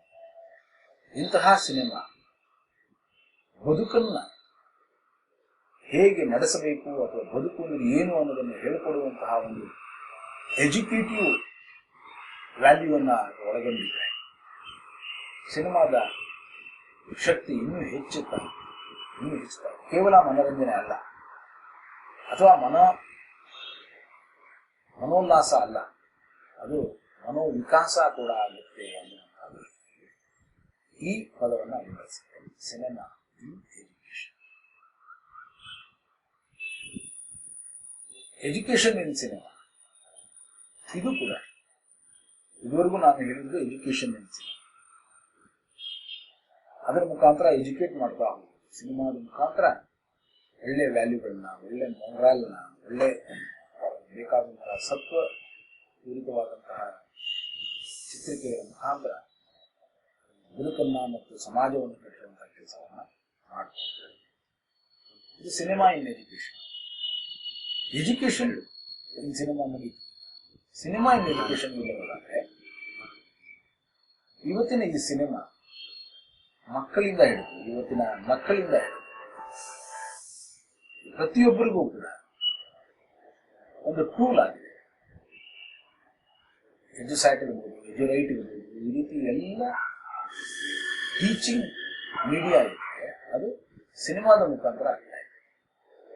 ಸೊ ಈ ರೀತಿಯ ಟೂಲ್ಗಳನ್ನು ನಾವು ಡೆವಲಪ್ ಮಾಡಬೇಕು. ಅದರಲ್ಲೂ ಈ ಡಿಜಿಟಲ್ ಯುಗದಲ್ಲಿ ಅದು ಬಹಳಷ್ಟು ಮುಖ್ಯವಾಗಿ ಅದನ್ನು ಸಂಗ್ರಹಿಸುವ, ದಾಖಲಿಸುವ ಮತ್ತು ಇಟ್ಕೊಳ್ಳುವ ಕೆಲಸಗಳನ್ನು ಕೂಡ ಮಾಡಬೇಕು. ಸೊ ಈ ದೃಷ್ಟಿಯಲ್ಲಿ ಎಜುಕೇಶನ್ ಅಲ್ಲಿ ಕೂಡ ಸಿನಿಮಾ ಎಷ್ಟು ಇಂಪಾರ್ಟೆಂಟ್ ಆಗಿದೆ. ಯಾವುದೇ ಎಜುಕೇಶನ್, ಯಾವುದೇ ಶೈಕ್ಷಣಿಕವಾಗಿ ಬೆಳೆಯಬೇಕಾದಂತಹ ಯಾವುದೇ ಕ್ಷೇತ್ರವನ್ನು ಅದರಲ್ಲಿ ಕ್ಯಾಮರಾ ತನ್ನ ಕೆಲಸವನ್ನು ಮಾಡ್ತಾರೆ. ಅದು ಮೆಡಿಕಲ್ ಸೈನ್ಸ್ ಇರ್ಬೋದು, ಇಂಜಿನಿಯರಿಂಗ್ ಸೈನ್ಸ್ ಇರ್ಬೋದು, ಅಥವಾ ಅಗ್ರಿಕಲ್ಚರಲ್ ಸೈನ್ಸ್ ಇರ್ಬೋದು, ಎಲ್ಲೇ ಆದರೂ ಕೂಡ ಕ್ಯಾಮರಾ ತನ್ನ ಚಿತ್ರಿಕೆಗಳ ಮುಖಾಂತರವೇ ತನ್ನ ಕೆಲಸವನ್ನ, ತನ್ನ ಶಿಕ್ಷಣವನ್ನ ಸಾಧ್ಯತೆ ಆಗುವ ಮಾಡ್ತಾರೆ. ಈ ಎರಡು ಆಶಯಗಳನ್ನ ಇಟ್ಕೊಂಡು cinema in education, education in cinema ಇವುಗಳ ಅರ್ಥವನ್ನ ಇಡೀ ಕರ್ನಾಟಕದ ಉದ್ದಗಲಕ್ಕೂ ಹಸರಿಸಬೇಕು. ಅದರ ಮುಖಾಂತರ ರೂರಲ್ ಟ್ಯಾಲೆಂಟ್ಗಳಿಗೆ ಅದು ಬಹಳ ಉಪಯೋಗಕ್ಕೆ ಬರಬೇಕು. ಮತ್ತು ಆ ರೂರಲ್ ಟ್ಯಾಲೆಂಟ್ಗಳಿಂದಾಗಿಯೇ ಕನ್ನಡ ಸಿನಿಮಾ ತನ್ನ ಭಾಷಾ ಅಭಿವ್ಯಕ್ತಿಯನ್ನು ಸಾಧಿಸ್ಕೊಳ್ಬೇಕು. ಮತ್ತು ಒಂದು ಕಲ್ಚರಲ್ ಬಾಂಡೇಜ್ ಅಂತ ಒಂದಿದೆಯಲ್ಲ, ಸಾಂಸ್ಕೃತಿಕವಾದ ಹಿನ್ನೆಲೆ ಇದೆಯಲ್ಲ ಕನ್ನಡಕ್ಕೆ, ಅದನ್ನು ತನ್ನದಾಗಿಸ್ಕೊಳ್ಬೇಕು ಅಂತ ಆಸೆ ಅಕಾಡೆಮಿಯಲ್ಲಿ ಕೆಲಸಗಳನ್ನು ಪ್ರಾರಂಭ ಮಾಡಿತ್ತು. ಯಾವಾಗಲೂ ಆಯಾ ವ್ಯಕ್ತಿಯ ಐಕ್ಯೂಗಳ ಜೊತೆಯಲ್ಲಿ ಅದು ಬೆಳೀತಾ ಹೋಗ್ತದೆ. ಅದಕ್ಕೆ ಸಂಬಂಧಪಟ್ಟಂತಹ ಯೋಜನೆಗಳು ಇದ್ದಾಗ ಮಾತ್ರ ಅದು ಜನರನ್ನು ತಲುಪುತ್ತೆ ಮತ್ತು ಜನರಿಗೆ ಅದು ಉಪಯೋಗಕ್ಕೆ ಬರುತ್ತೆ. ಇದು ಕೇವಲ ಸಿನಿಮಾದವರಿಗೆ ಮಾತ್ರ ಮತ್ತು ಸಿನಿಮಾ ಇಂಡಸ್ಟ್ರಿಗೆ ಮಾತ್ರ ಅಥವಾ ಸರ್ಕಾರಕ್ಕೆ ಮಾತ್ರ ಅಂತ ಸೀಮಿತವಾದಂತಹ ಒಂದು ಪರಿಧಿಯನ್ನು ಹಾಕೊಂಡ್ರೆ ಅಕಾಡೆಮಿ ತನ್ನ ಸಾಧನೆಯನ್ನು ಸಾಧಿಸಬೇಕಾಗುತ್ತೆ. ಹೀಗಾಗಿ ಇವತ್ತು ಅಕಾಡೆಮಿ ಬಹುದಿಸೆಯಲ್ಲಿ ಯೋಚನೆ ಮಾಡಬೇಕಾಗಿದೆ, ಬಹುಮುಖಿಯಾಗಿ ಯೋಚನೆ ಮಾಡಬೇಕಾಗಿದೆ. ಬೇರೆ ಬೇರೆ ಅರ್ಥಗಳಲ್ಲಿ ಅಕಾಡೆಮಿ ತನ್ನನ್ನು ತಾನು ತೊಡಗಿಸಿಕೊಳ್ಳಬೇಕಾಗಿದೆ. ನೀವು ಲಾ ಓದಿದ್ದು, ಜನರಿಗೆ ಕಾನೂನಿನ ಸಲಹೆ ಅಗತ್ಯವಿದ್ದಲ್ಲಿ ಅಂಥವರಿಗೆ ಕಾನೂನಿನ ಸಲಹೆ ನೀಡುತ್ತೀರಾ? ನಾನು ಲಾ ಮಾಡಿದ್ದು ಒಂದು ಬೇರೆ ಕಾರಣಕ್ಕೆ. ನಾನು ಲಾನ ಯಾವತ್ತೂ ಬಳಸ್ಕೊಳ್ಳೇ ಇಲ್ಲ. ನಾನು ಆ್ಯಕ್ಚುಲಿ BSc LLB. BSc ಯಾಕೆ ಮಾಡಿದೆ? ಸೈನ್ಸ್ ನನಗೆ ಭಾಳ ಇಷ್ಟವಾದಂಥ. ಸೊ ಹಾಗಾಗಿ ಮುಂದೆ ಎಲ್ಲೋ ಬೇರೆ ಸೈನ್ಸಿಗೆ ಸಂಬಂಧಪಟ್ಟಂಥ ಕೆಲಸಗಳನ್ನು ಮಾಡ್ತಾರೆ. ಆದರೆ ಲಾ ಮಾಡಿದ್ದು ಮಾತ್ರ ನಮ್ಮ ಅಪ್ಪನ ಆಸೆಗಳು. ಅವ್ರು ಹೇಳ್ತಾರೆ, ನೀವು ಡಬಲ್ ಗ್ರ್ಯಾಜುಯೇಟ್ ಆಗಬೇಕಾ ಅಂತ. ಆಯಿತು, ಮಾಡ್ತೀವಿ. ಆದರೆ ಡಬಲ್ ಗ್ರ್ಯಾಜುಯೇಟ್ ಆಗಬೇಕಾದ್ರೆ ಯಾಕೆ ಏನು ಅನ್ನೋದಕ್ಕಿಂತ ಹೆಚ್ಚಾಗಿ ಆ ಸಮಯವನ್ನು ಹೊಂದಿಸ್ಕೊತಾ ಇದೆ. ಲಾ ಕಾಲೇಜ್ ಬೆಳಿಗ್ಗೆ ಮಾತ್ರ 7 ರಿಂದ 9 ಗಂಟೆಗೆ. 10 ಗಂಟೆ ಮೇಲೆ ನಮ್ಮ ಸಿನಿಮಾ ಕೆಲಸ, ಇಲ್ಲ ನಾಟಕದ ಕೆಲಸ. ಹೀಗಾಗಿ ಒಂದು ರೀತಿ ಸಿನಿಮಾದ ಕೆಲಸವನ್ನು ಮಾಡೋದಕ್ಕೋಸ್ಕರ ಲಾ ಮಾಡಲಾಗಿತ್ತು. ಆದರೆ BSc LLB ಅನ್ನು ಯಾವುದೇ ರೀತಿಯಲ್ಲೂ ಉಪಯೋಗಕ್ಕೆ ಪ್ರೊಫೆಷನಲಿ ಉಪಯೋಗಕ್ಕೆ ಬರಲಿಲ್ಲ. ಬಟ್ ಕಲಿತದ್ದು ಎಷ್ಟು ಉಪಯೋಗ ಆಯಿತು ಅಂತಂದರೆ, ನಾನು ನನ್ನ ಈ ಮಾಧ್ಯಮದಲ್ಲಿ ಅದರ ನೇರ ಪರಿಚಯ ಇಲ್ಲದಿದ್ದರೂ ಕೂಡ ಅದರಿಂದಾಗಿ ಪಡೆದ ಜ್ಞಾನವನ್ನು ಇಲ್ಲಿ ಬಳಸ್ಕೊಂಡಿದ್ದೆ.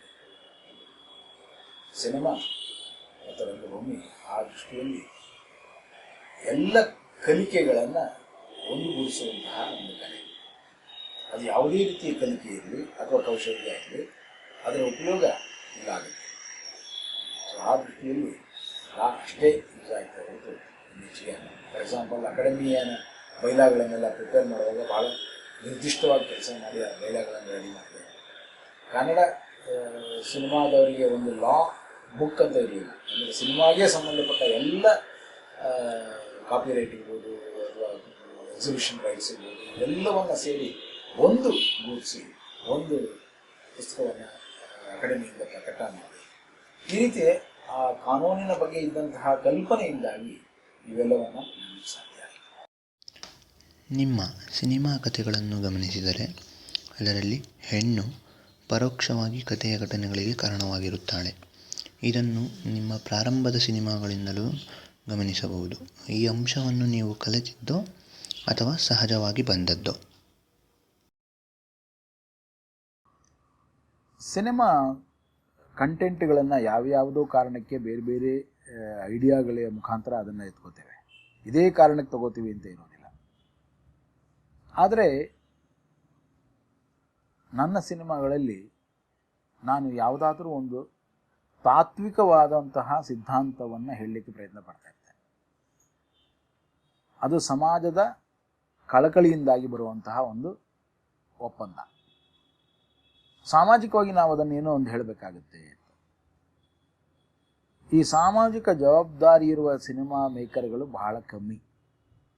ಕಾರಣ ಯಾಕೆ ಅಂತಂದರೆ, ಇದೊಂದು ಮನೋರಂಜನೆ ಅಲ್ಲ, ಉದ್ಯಮವಾದ್ದರಿಂದ ಮನೋರಂಜನೆ ಅಷ್ಟೇ ಮೂಲ ಕೇಂದ್ರವಾಗಿ ಕೆಲಸ ಮಾಡ್ತದೆ. ಹೇಗಾದರೂ ಮಾಡಬೇಕು, ದುಡ್ಡು ಮಾಡಬೇಕು. ಆದರೆ ದುಡ್ಡು ಮಾಡುವ ರೀತಿಯಲ್ಲಿಯೂ ಕೂಡ ಯಾರೂ ದುಡ್ಡು ಕಳ್ಕೊಳ್ಳೋಕೆ ಇಷ್ಟಪಡಲ್ಲ. ಯಾವ ನಿರ್ಮಾಪಕನೂ ಕಳ್ಕೊಳ್ಳೋಕೆ ಇಷ್ಟಪಡಲ್ಲ. ದುಡ್ಡು ಮಾಡುವಾಗಲೇ ಅದಕ್ಕೆ ಬೇಕಾದಂಥ ಒಂದು ತಾತ್ವಿಕವಾದ ಒಪ್ಪಂದವನ್ನು ಮಾಡೋದು ಬಹಳ ಮುಖ್ಯ ಅನ್ನೋದನ್ನು ನಾನು ಅಂದ್ಕೊಂಡಿದ್ದೆ. ಆ ದೃಷ್ಟಿಯಿಂದ ನನ್ನ ಸಿನಿಮಾದಲ್ಲಿ ಮಕ್ಕಳ ಬಗ್ಗೆ, ಸ್ತ್ರೀಪರ ಕಾಳಜಿಗಳನ್ನು ಜಾಸ್ತಿ ನೋಡಬಹುದು. ಬಹಳಷ್ಟು ನೆಗ್ಲೆಕ್ಟ್ ಆಗಿರುವಂತಹ, ನೆಗ್ಲಿಜೆಂಟ್ ಅಂತ ಅನ್ನುವ ಹಾಗೆ ಬೀಸಾಕಿರುವಂತಹ, ಒಂದು ರೀತಿ ಕೇವಲ ಕೆಲವೇ ಕೆಲಸಗಳಿಗೆ ಮಾತ್ರ ಸೀಮಿತವಾಗಿರುವಂತಹ ಯೋಚನೆ ಮಾಡುವಂತಹ ಇವತ್ತಿನ ಮನಸ್ಥಿತಿಯಲ್ಲಿ ಸ್ತ್ರೀಯನ್ನು ಸಂಬಂಧಪಟ್ಟ ಹಾಗೆ ತಾಯಿಯಾಗಿ, ಹೆಂಡತಿಯಾಗಿ, ಮಗಳಾಗಿ, ಸಹೋದರಿಯಾಗಿ, ಎಲ್ಲಕ್ಕಿಂತ ಹೆಚ್ಚಾಗಿ ಸಹಭಾಗಿಯಾಗಿ, ಈ ಮನುಕುಲದ ಶ್ರೇಷ್ಠ ಕಲ್ಪನೆಯಾಗಿ, ಕಾಯುವ ವ್ಯಕ್ತಿಯಾಗಿ, ನಮ್ಮನ್ನು ಕಾಪಾಡುವ ವ್ಯಕ್ತಿಯಾಗಿ ನಾವು ಯೋಚನೆ ಮಾಡೋದೇ ಇಲ್ಲ, ಮಾಡಬೇಕು. ಆಗಲೇ ಆಕೆಯನ್ನು ಗೌರವಿಸುತ್ತಾ, ಪ್ರೀತಿಸ್ತಾ ಮತ್ತು ಆಕೆಯ ಬಗ್ಗೆ ಕಾಳಜಿ ವಹಿಸ್ತಾ ನಮ್ಮ ಬದುಕನ್ನು ಹಸನು ಮಾಡ್ಕೋಬೋದು. ಇಂತಹ 10 ಯೋಚನೆಗಳನ್ನು, ಸಮಾಜದಲ್ಲಾಗುವ ಎಲ್ಲ ರೀತಿಯ ಓರೆಕೋರೆಗಳನ್ನು ಕನ್ನಡಿಯ ಹಾಗೆ ಸಿನಿಮಾದ ಮುಖಾಂತರ ಎದುರಿಗೆ ಇಡೋದು ಬಹಳ ಮುಖ್ಯ ಅನ್ನೋ ಉದ್ದೇಶದಿಂದ ಸ್ತ್ರೀಪರವಾದಂತಹ ಸಿನಿಮಾಗಳು ಮತ್ತು ಅತಿ ಹೆಚ್ಚು ಕನ್ನಡದ ಮಕ್ಕಳ ಸಿನಿಮಾಗಳನ್ನು ಮಾಡಿದವನು ನಾನು. ಕನ್ನಡ ಚಿತ್ರರಂಗದ ಅನೇಕ ಪ್ರತಿಭೆಗಳು ಬೇರೆ ಚಿತ್ರರಂಗದಲ್ಲಿರುವುದು ಸೋಜಿಗ. ಈ ಸಮಸ್ಯೆಯ ಪರಿಹಾರ ಏನಿತು? ಸಮಸ್ಯೆಯೇ ಅಲ್ಲ.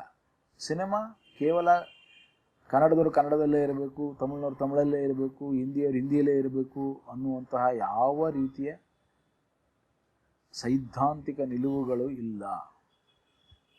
ಕಾರಣ ಯಾಕೆ ಅಂತಂದರೆ, ಸಿನಿಮಾಗೆ ಲ್ಯಾಂಗ್ವೇಜೇ ಇಲ್ಲ. ಸಿನಿಮಾಗೆ ಅದರದೇ ಆದಂಥ ಒಂದು ಲ್ಯಾಂಗ್ವೇಜ್ ಇದೆ. ಈ ಭಾಷೆಯ ಕಡಿವಾಣ ಇದೆಯಲ್ಲ, ಅದಿಲ್ಲ. ಆಗಲೇ ಸಿನಿಮಾ ಒಟ್ಟಾರೆಯಾಗಿ ಚಿತ್ರಿಕೆಗಳ ಮುಖಾಂತರವೇ ತನ್ನ ಮಾತುಗಳನ್ನು, ತನ್ನ ಸಂವಾದವನ್ನು ನಡೆಸೋಕ್ಕೆ ಪ್ರಾರಂಭ ಆಗುತ್ತೆ. ಇದನ್ನು ಅರ್ಥ ಮಾಡ್ಕೋಬೇಕು. ನಾನು ಸಿನಿಮಾ ತಮಿಳು ಸಿನಿಮಾ ಮಾಡ್ಬೋದು, ನಾನು ಹಿಂದಿ ಸಿನಿಮಾ ಮಾಡ್ಬೋದು, ಹಿಂದಿ ಅನ್ಬೋದು, ಇಲ್ಲಿ ಕನ್ನಡ ಸಿನಿಮಾ ಮಾಡ್ಬೋದು. ಈ ರೀತಿ ಬೇರೆ ಬೇರೆ ರೀತಿಯ ಪ್ರಯೋಗಗಳು ಆಗ್ತಾನೇ ಹೋಗಬೇಕು. ನನ್ನ ಪ್ರಕಾರ ಕನ್ನಡ ಸಿನಿಮಾದ ಬಹಳ ಕಡಿಮೆ ಟ್ಯಾಲೆಂಟ್ಗಳು ಹೊರಗೋಗಿದೆ ಮತ್ತು ಹೊರಗಡೆ ತಮ್ಮನ್ನು ತಾವು ಸ್ಥಾಪಿಸಿಕೊಂಡಿದೆ. ಬಹಳ ಕಮ್ಮಿ. ಇನ್ನೂ ಹೆಚ್ಚಾಗಬೇಕಾಗಿತ್ತು, ರಫ್ತಾಗಬೇಕಾಗಿತ್ತು ಇಲ್ಲಿಂದ ಟ್ಯಾಲೆಂಟ್ಗಳು ಎಲ್ಲ ಕಡೆ. ಭಾಳ ಕಮ್ಮಿ ಆಗಿದೆ. ಆ ದೃಷ್ಟಿಯಲ್ಲಿ ನಿಜವಾಗಿಯೂ ಒಂದು ದೌರ್ಭಾಗ್ಯ ಅಂತ ನಾನು ಹೇಳ್ತೇನೆ. ಯಾವ ರೀತಿ ಕನ್ನಡಕ್ಕೆ ಬೇರೆ ಬೇರೆ ಎಲ್ಲ ಟ್ಯಾಲೆಂಟ್ಗಳು ಬಂದು ಇಲ್ಲಿ ಕೆಲಸ ಮಾಡ್ತಾ ಇದ್ವೋ, ಹಾಗೆ ಕನ್ನಡದ ಟ್ಯಾಲೆಂಟ್ಗಳು ಎಲ್ಲ ಕಡೆ ಹೋಗಿ ತಮ್ಮ ಛಾಪನ್ನು ಮೂಡಿಸಿ ಬರಬೇಕಾಗಿತ್ತು ಅನ್ನೋದು ನನ್ನ ಆಸೆ. ನಿಮ್ಮ ಪ್ರಕಾರ ಕಲಾವಿದರು ಮತ್ತು ನಿರ್ದೇಶಕರಲ್ಲಿ ಇರಲೇಬೇಕಾದಂತಹ ಪ್ರಮುಖ ಗುಣಾಂಶ ಯಾವುದು? ಶ್ರದ್ಧೆ ಮತ್ತು ಸದಾ ಕಲಿಕೆ. ಈ ಶ್ರದ್ಧೆ ಮತ್ತು ಸದಾ ಕಲಿಯುವ ಗುಣ ಏನಿದೆ, ಅದು ಮೂಲತಃ ಒಬ್ಬ ಕಲೆಗಾರನನ್ನು ಮತ್ತಷ್ಟು ಹೆಚ್ಚು ಸಿದ್ಧ ಮಾಡ್ತಾ ಹೋಗುತ್ತೆ. ಒಬ್ಬ ನಿರ್ದೇಶಕ ನನಗೆ ಇದು ಕಲ್ತು ಅಥವಾ ನನಗಿದು ಸಬ್ಜೆಕ್ಟ್ ಸಿಕ್ಬಿಟ್ಟಿದೆ, ನಾನು ಓಕೆ ಇದರಲ್ಲಿ ಅಂತ ಹೇಳಿ ಒಂದೇ ರೀತಿಯ ಸಿನಿಮಾಗಳನ್ನು ಮಾಡೋದಾಗಲಿ, ಅಥವಾ ಒಂದು ಯಾವುದೋ ಸಕ್ಸಸ್ ಸಿಕ್ಕಿದೆ ಅಂತ ಅದೇ ಮತ್ತೆ ಮತ್ತೆ ಮಾಡೋದಾಗಲಿ, ಅಥವಾ ಹೊಸ ಪ್ರಯೋಗಗಳತ್ತ ಮನಸ್ಸು ಮಾಡಿದ್ರೆ ಎಲ್ಲಿ ಫೇಲ್ ಆಗಿಬಿಡ್ತೀನೋ ಅಂತ ಭಯದಿಂದ ಅದನ್ನು ಮಾಡದೇ ಇರೋದಾಗಲಿ, ಈ ರೀತಿಯ ಕಲಿಕಾ ಗುಣ ಇಲ್ಲದೆ ಇದ್ದಾಗ ಆತ ಬೆಳವಣಿಗೆ ಆಗೋದಿಲ್ಲ, ಅಪ್ಡೇಟ್ ಆಗೋದೇ ಇಲ್ಲ. ಅದು ನಟನೆ ಆಗಿರಲಿ, ನಿರ್ದೇಶಕನೇ ಆಗಿರಲಿ. ಯಾಕೆ ಆ ಕಲಿಕಾ ಗುಣ ಸತತವಾಗಿ ನಿರಂತರವಾಗಿ ಅವರಲ್ಲಿ ಇರಲೇಬೇಕು ಅಂತಂದರೆ, ಹೊಸ ಹೊಸ ಪ್ರತಿಭೆಗಳು ಬರ್ತಾ ಇರ್ತವೆ, ಹೊಸ ಹೊಸ ಯೋಚನೆಗಳು ಬರ್ತಾ ಇರ್ತವೆ. ಅವುಗಳನ್ನು ಎಕ್ಸಿಕ್ಯೂಟ್ ಮಾಡಬೇಕಾದ್ರೆ ನಟ ಅದನ್ನು ಅರಿತಿರಬೇಕು. ಹಾಗೇನೆ ನಿರ್ದೇಶಕ ಹೊಸ ಮಾದರಿಗಳನ್ನು, ಹೊಸ ತಂತ್ರಜ್ಞತೆಗಳನ್ನು ತಿಳ್ಕೋತಾ ಅದನ್ನು ಮಾಡುವ ಕ್ರಿಯೆಯಲ್ಲಿ ತನ್ನನ್ನು ತಾನು ತೊಡಗಿಸಿಕೊಳ್ತಾ ಹೋಗ. ಸೊ ಆ ದೃಷ್ಟಿಯಲ್ಲಿ ನಟ ಮತ್ತು ನಿರ್ದೇಶಕ ಮೂಲತಃ ತನ್ನ ಕಲಿಕಾ ಗುಣವನ್ನು ಸದಾಕಾಲ ಜಾಗೃತವಾಗಿಡಬೇಕು. ಅದಕ್ಕೆ ಬೇಕಾದಂತಹ ಸಿದ್ಧತೆ ಮತ್ತು ಶ್ರದ್ಧೆ ಅವನಿಗಿರಬೇಕು. ಕಲಾವಿದರಿಗಾಗಿ ಪತ್ರವೋ ಅಥವಾ ಪತ್ರಕ್ಕಾಗಿ ಕಲಾವಿದರೋ? ಇದಕ್ಕೆ ಅಣ್ಣ ಅವರು ಹೇಳೋ ಒಂದು ಮಾತನ್ನೇ ಹೇಳ್ಬೇಕು ನಾನು. ಅಣ್ಣ ಅವ್ರು ಯಾವಾಗಲೂ ಒಂದು ಮಾತು ಹೇಳ್ತಾರೆ,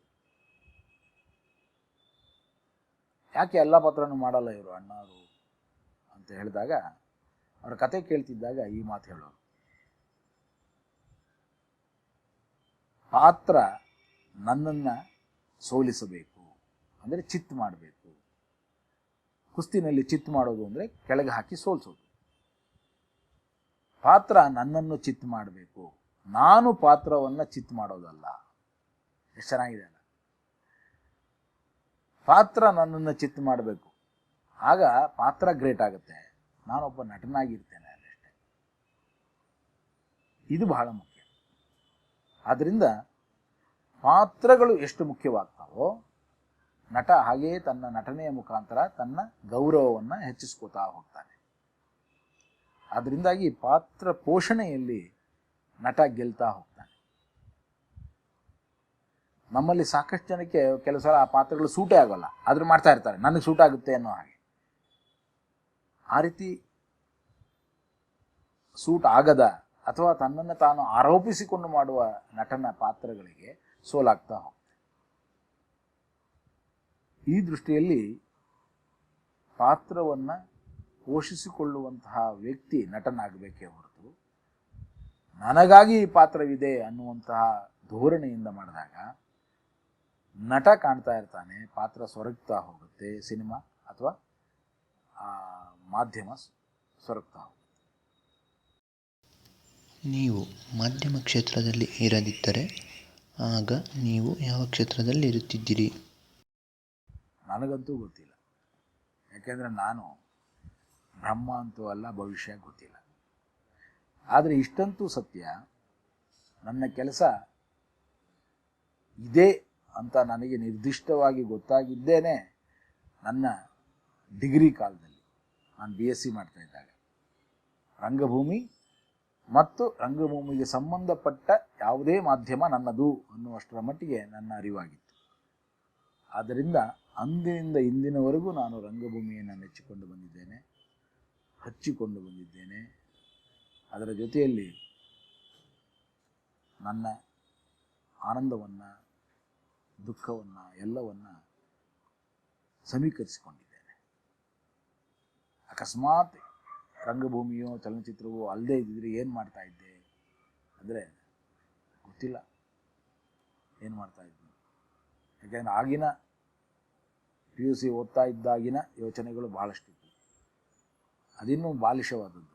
ನಾನು ಮಿಲ್ಟ್ರಿಗೆ ಸೇರ್ಕೊಂಡ್ಬಿಡ್ತೀನಿ ಅಂತ, NCCನಲ್ಲೇ ಸೀನಿಯರ್ ಅಂಡರ್ ಆಫೀಸರ್, ಸೊ ಅದರಿಂದ ಅಲ್ಲಿಗೆ ಹೋಗ್ತೀನಿ ಅಂತ, ಇಲ್ಲ ನಾನೊಬ್ಬ ಒಳ್ಳೆ ಡಾಕ್ಟರ್ ಆಗ್ತೀನಿ ಅಂತ, ಇಲ್ಲ ನಾನು ಇವೆರಡೂ ಆಗೋಲ್ಲ ಬೇರೆ ಏನೋ ಪೇಂಟರ್ ಆಗ್ತೀನಿ ಅಂತ, ಈ ಥರ ಏನೇನೋ ಯೋಚನೆಗಳಿರ್ತವೆ.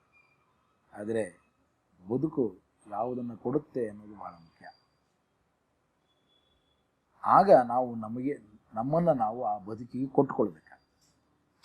ಅಂತಹ ಬದುಕನ್ನು ಕೊಡುವ, ಬದುಕನ್ನು ಪಡೆಯುವಂತಹ ಕೆಲಸವನ್ನು ಈ ರಂಗಭೂಮಿ ಮತ್ತು ಚಲನಚಿತ್ರ ಮಾಧ್ಯಮ ನನಗೆ ಮಾಡಿಕೊಟ್ಟಿದೆ.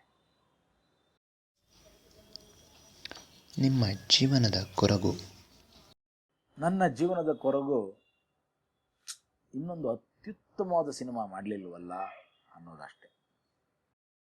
10 ವರ್ಷದ ಮುಂಚಿನ ಚಿತ್ರರಂಗಕ್ಕೂ ನಂತರದ ಚಿತ್ರರಂಗಕ್ಕೂ ಸಾಕಷ್ಟು ವ್ಯತ್ಯಾಸಗಳಾಗಿವೆ.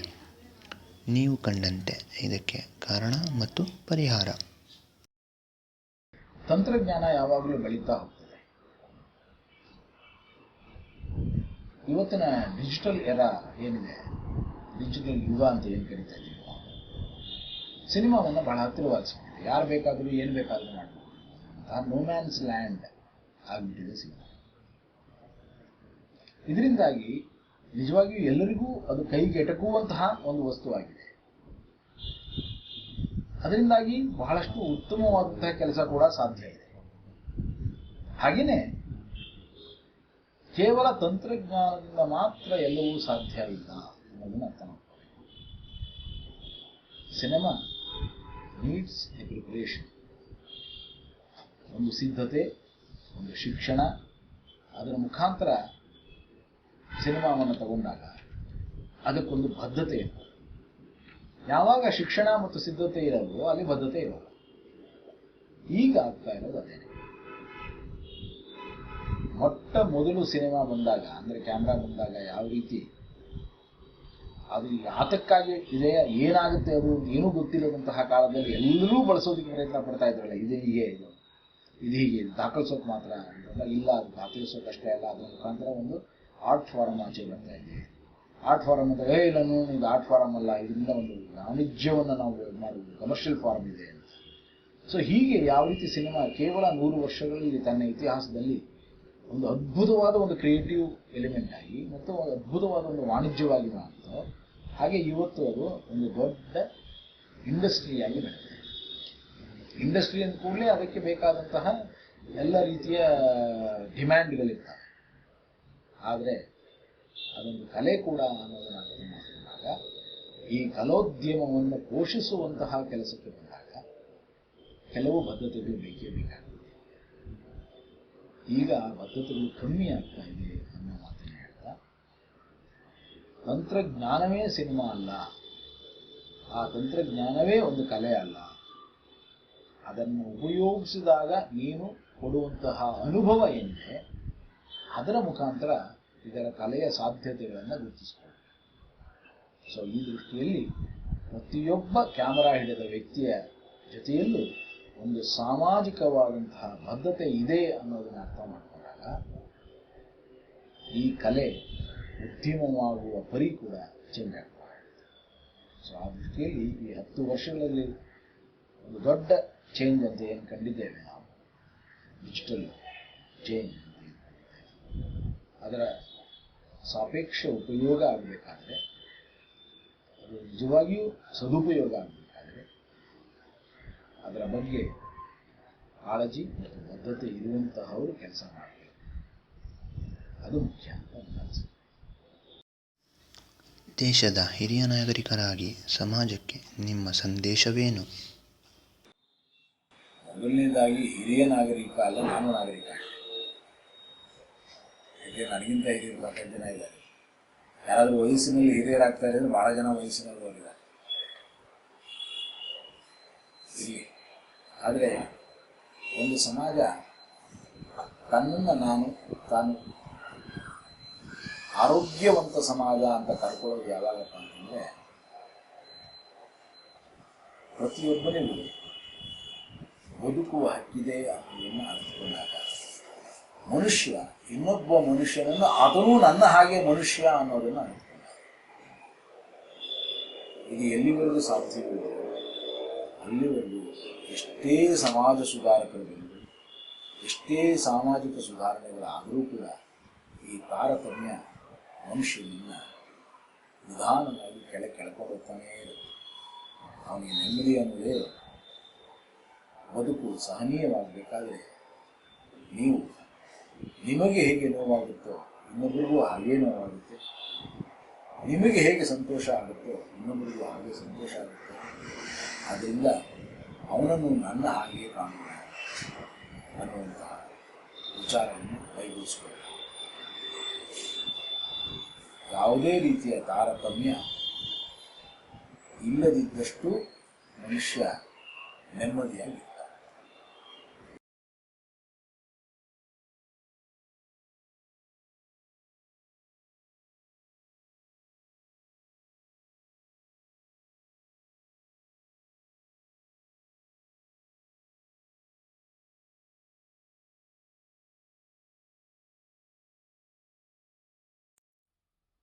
ಪರಿಣಾಮ ಒಂದು ಸಾಲಲ್ಲಿ ಹೇಳೋದು ಕಷ್ಟ. ಯಾಕಂದರೆ ವ್ಯಕ್ತಿಯಾಗಿ ಅನೇಕ ಹೋರಾಟವನ್ನು ಕಂಡಿದ್ದಾರೆ. ಅದರಿಂದ ಒಬ್ಬ ಹೋರಾಟದ ವ್ಯಕ್ತಿ ಅಂತ ಹೇಳ್ಬೋದು. ಯಾವಾಗಲೂ ಸದಾ ಹೋರಾಡ್ತಾ ಇರ್ತಾರೆ. ಅವರು ಏನಾದರೂ ಒಂದು ಅಂದ್ಕೊಂಡಿದ್ದನ್ನು ಸಾಧಿಸುವಂಥ ವ್ಯಕ್ತಿ, ನಿಲ್ಲಿಸೋದಿಲ್ಲ. ಒಂಥರ ಹಠ ಇದೆ, ಆ ಹಠವನ್ನು ನಾನು ಮಾಡಿ ತೋರಿಸ್ತೀನಿ ಅಂದರೆ ಮಾಡೇ ತೋರಿಸ್ತಾರೆ. ಆಮೇಲೆ ಯಾವಾಗಲೂ ಒಂಥರ ರೈಟಿಸ್ಟ್ ಅವರು. ಅದು ತಪ್ಪುಗಳು ಆದಾಗ ಯಾರು ಮಾಡದಿದ್ದಾಗ ತಾನೇ ಹೋಗಿ ನಿಂತ್ಕೊಂಡು ಮಾಡ್ತಾರೆ. ಇನ್ನೊಬ್ರಿಗೆ ಹಿಂದೆ ನಿಂತ್ಕೊಂಡು ನೀನು ಮಾಡ್ದಿಲ್ಲ ಅಂತ ಸುಮ್ಮನೆ ಕೋರುವಂಥ ವ್ಯಕ್ತಿ ಅಲ್ಲ.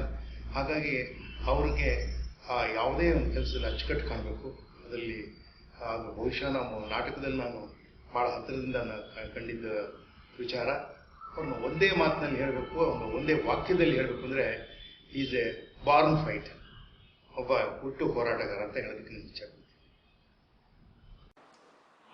ಆಸ್ ಅ ಸನ್, ನನಗೆ ನಮ್ಮ ತಂದೆ is a super dad. I love you. 3 ಪದಗಳಲ್ಲಿ ಭರಣ ಅವ್ರ ವ್ಯಕ್ತಿತ್ವವನ್ನು ಹಿಡಿಬೇಕು ಅಂದರೆ, 1 ಅಪಾರವಾದ ಶ್ರದ್ಧೆ, 2 ಸಾಹಿತ್ಯ ಪ್ರೀತಿ, 3 ಸಹಜವಾದ ಗ್ರಾಮೀಣ ಪ್ರತಿಭೆ. ಇವುಗಳ ಸಂಗಮ ನಾಗರ. 70ರ ದಶಕದ ಹೊಸ ನವೋದಯದಲ್ಲಿ ಕನ್ನಡದ ನವೋದಯ ಏನಾಯಿತು, ಅದರ ರೂವಾರಿಗಳಲ್ಲಿ ಒಬ್ಬರು ನಾಗಭರಣ. ಇವತ್ತು ಒಬ್ಬ ವ್ಯಕ್ತಿಯ ಹೆಸರನ್ನ ದೃಷ್ಟಿಯಿಂದ ಗುರುತಿಸ್ತಾ ಹೋಗೋದು. ಒಬ್ಬ ವ್ಯಕ್ತಿನ ನಾವು ಗುರುತಿಸೋದು ಅವನ ಹೆಸರಿನಿಂದ, ಅವನ ಸಾಧನೆಗಳಿಂದ. ಸಾಧನೆ ರಿಪೀಟ್ ಆಗುತ್ತೋ ಇಲ್ವೋ, ಹೆಸರಂತೂ ರಿಪೀಟ್ ಆಗ್ತಾ ಇರುತ್ತೆ. ಉದಾಹರಣೆಗೆ ಶಂಕರ ಅನ್ನೋ ಹೆಸರಿನವರು 100 ಜನ 1000 ಜನ ಇರ್ತಾರೆ. ಸ್ವಾಮಿನ ಹೆಸರಿನಂತವರು ಲಕ್ಷಾಂತರ ಜನ ಇರ್ತಾರೆ. ಕುಮಾರನ ಹೆಸರಿನವರು ಹಲವಾರು ಜನ ಇರ್ಬೋದು. ಆದರೆ ನಾನು ಕಂಡ ಹಾಗೆ ಇಲ್ಲಿವರೆಗೂ ನನ್ನ ಅನುಭವಕ್ಕೆ ಬಂದ ಹಾಗೆ ಕರ್ನಾಟಕದಲ್ಲಿ ನಾಗಾಭರಣ ಅನ್ನೋ ಹೆಸರಿನವರು ಒಬ್ಬರೇ ಇರೋದು. ಹಾಗಾಗಿ ನಾಗಾಭರಣಕ್ಕೆ ನಾಗಾಭರಣನೇ ಸಾಕು, ಅವ್ರನ್ನ ಬೇರೆ ಯಾವುದಕ್ಕೂ ಹೋಲಿಸೋಕ್ಕೆ ಸಾಧ್ಯ ಇಲ್ಲ.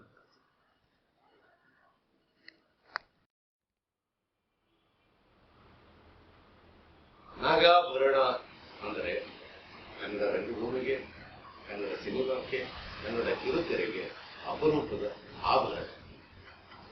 ಈ ಕಿರಿಯರ ಪ್ರಯತ್ನವನ್ನು ತಾವುಗಳು ವೀಕ್ಷಿಸಿ ನಮ್ಮನ್ನು ಹಾರೈಸಿದ್ದಕ್ಕಾಗಿ ತಮಗೆ ಅನಂತ ಅನಂತ ವಂದನೆಗಳನ್ನು ತಿಳಿಸುತ್ತಾ, ಭರಣರವರು ಕಾಡಿನಲ್ಲಿ ಬಂಗಾರದ ಜಿಂಕೆಯನ್ನು ಅನ್ವೇಷಣೆಗೈದು ನಾಗಮಂಡಲದ ಗ್ರಹಣವನ್ನು ಬಿಡಿಸಿ ಬ್ಯಾಂಕರ್ ಮಾರ್ಗಯನ ಮೂಲಕ ರಾವಣ ರಾಜ್ಯವನ್ನು ಆಹುತಿ ತೆಗೆದುಕೊಂಡು ಸೇಡಿನ ಸಂಚಿನೊಂದಿಗೆ ಪ್ರೇಮಾಗ್ನಿಯನ್ನು ಆಸ್ಫೋಟಗೈದು ಸುರಸುಂದರಾಂಗನಲ್ಲಿ ಸಂತ ಶಿಶುನಾಳ ಶರೀಫನನ್ನು ಮತ್ತು ವಸುಂಧರಳಲ್ಲಿ ನೀಲಾಳನ್ನು ಕಂಡು ಆ ನೀಲಾಗೆ ಮೈಸೂರು ಮಲ್ಲಿಗೆಯನ್ನ ಮುಡಿಸಿದ್ದಲ್ಲದೆ ಕಲ್ಲನ್ನು ಅರಳಿಸಿ ಹೂ ಮಾಡಿ ಇದು ಚಿನ್ನಾರಿ ಮುತ್ತನಲ್ಲಿ ಆಕಸ್ಮಿಕವಾಗಿ ಮೂಡಿದ ಚಿಗುರಿದ ಕನಸು ಎಂದವರು. ಚಿತ್ರರಂಗದಲ್ಲಿ ಹೊಸ ಸಂಕ್ರಾಂತಿಯನ್ನು ಸೃಷ್ಟಿಸಿದ ಇವರನ್ನು ಕನ್ನಡಿಗರು ಪ್ರೀತಿ ಮತ್ತು ಅಭಿಮಾನದಿಂದ ನಮ್ಮ ಯಜಮಾನರು ಎಂದಿದ್ದಾರೆ. ಇವರ ಚಿತ್ರಗಳು ಉತ್ತಮ ಸಮಾಜಕ್ಕೆ ತಳಿರು ತೋರಣಗಳು. ಆ ಚಿತ್ರದ ಪ್ರಶಸ್ತಿಗಳು ಇವರಿಗೆ ಆಭರಣಗಳು. ಇಂತಿಪ್ಪ ನಾಗಾಭರಣರವರು ದೃಶ್ಯ ಮಾಧ್ಯಮಕ್ಕೆ ಮಾತ್ರ ಆಭರಣ ಅಲ್ಲ, ಇವರು ಕಲಾದೇವಿಗೆ ವಿಶಿಷ್ಟ ಆಭರಣ, ಕನ್ನಡದ ನಾಗಾಭರಣ.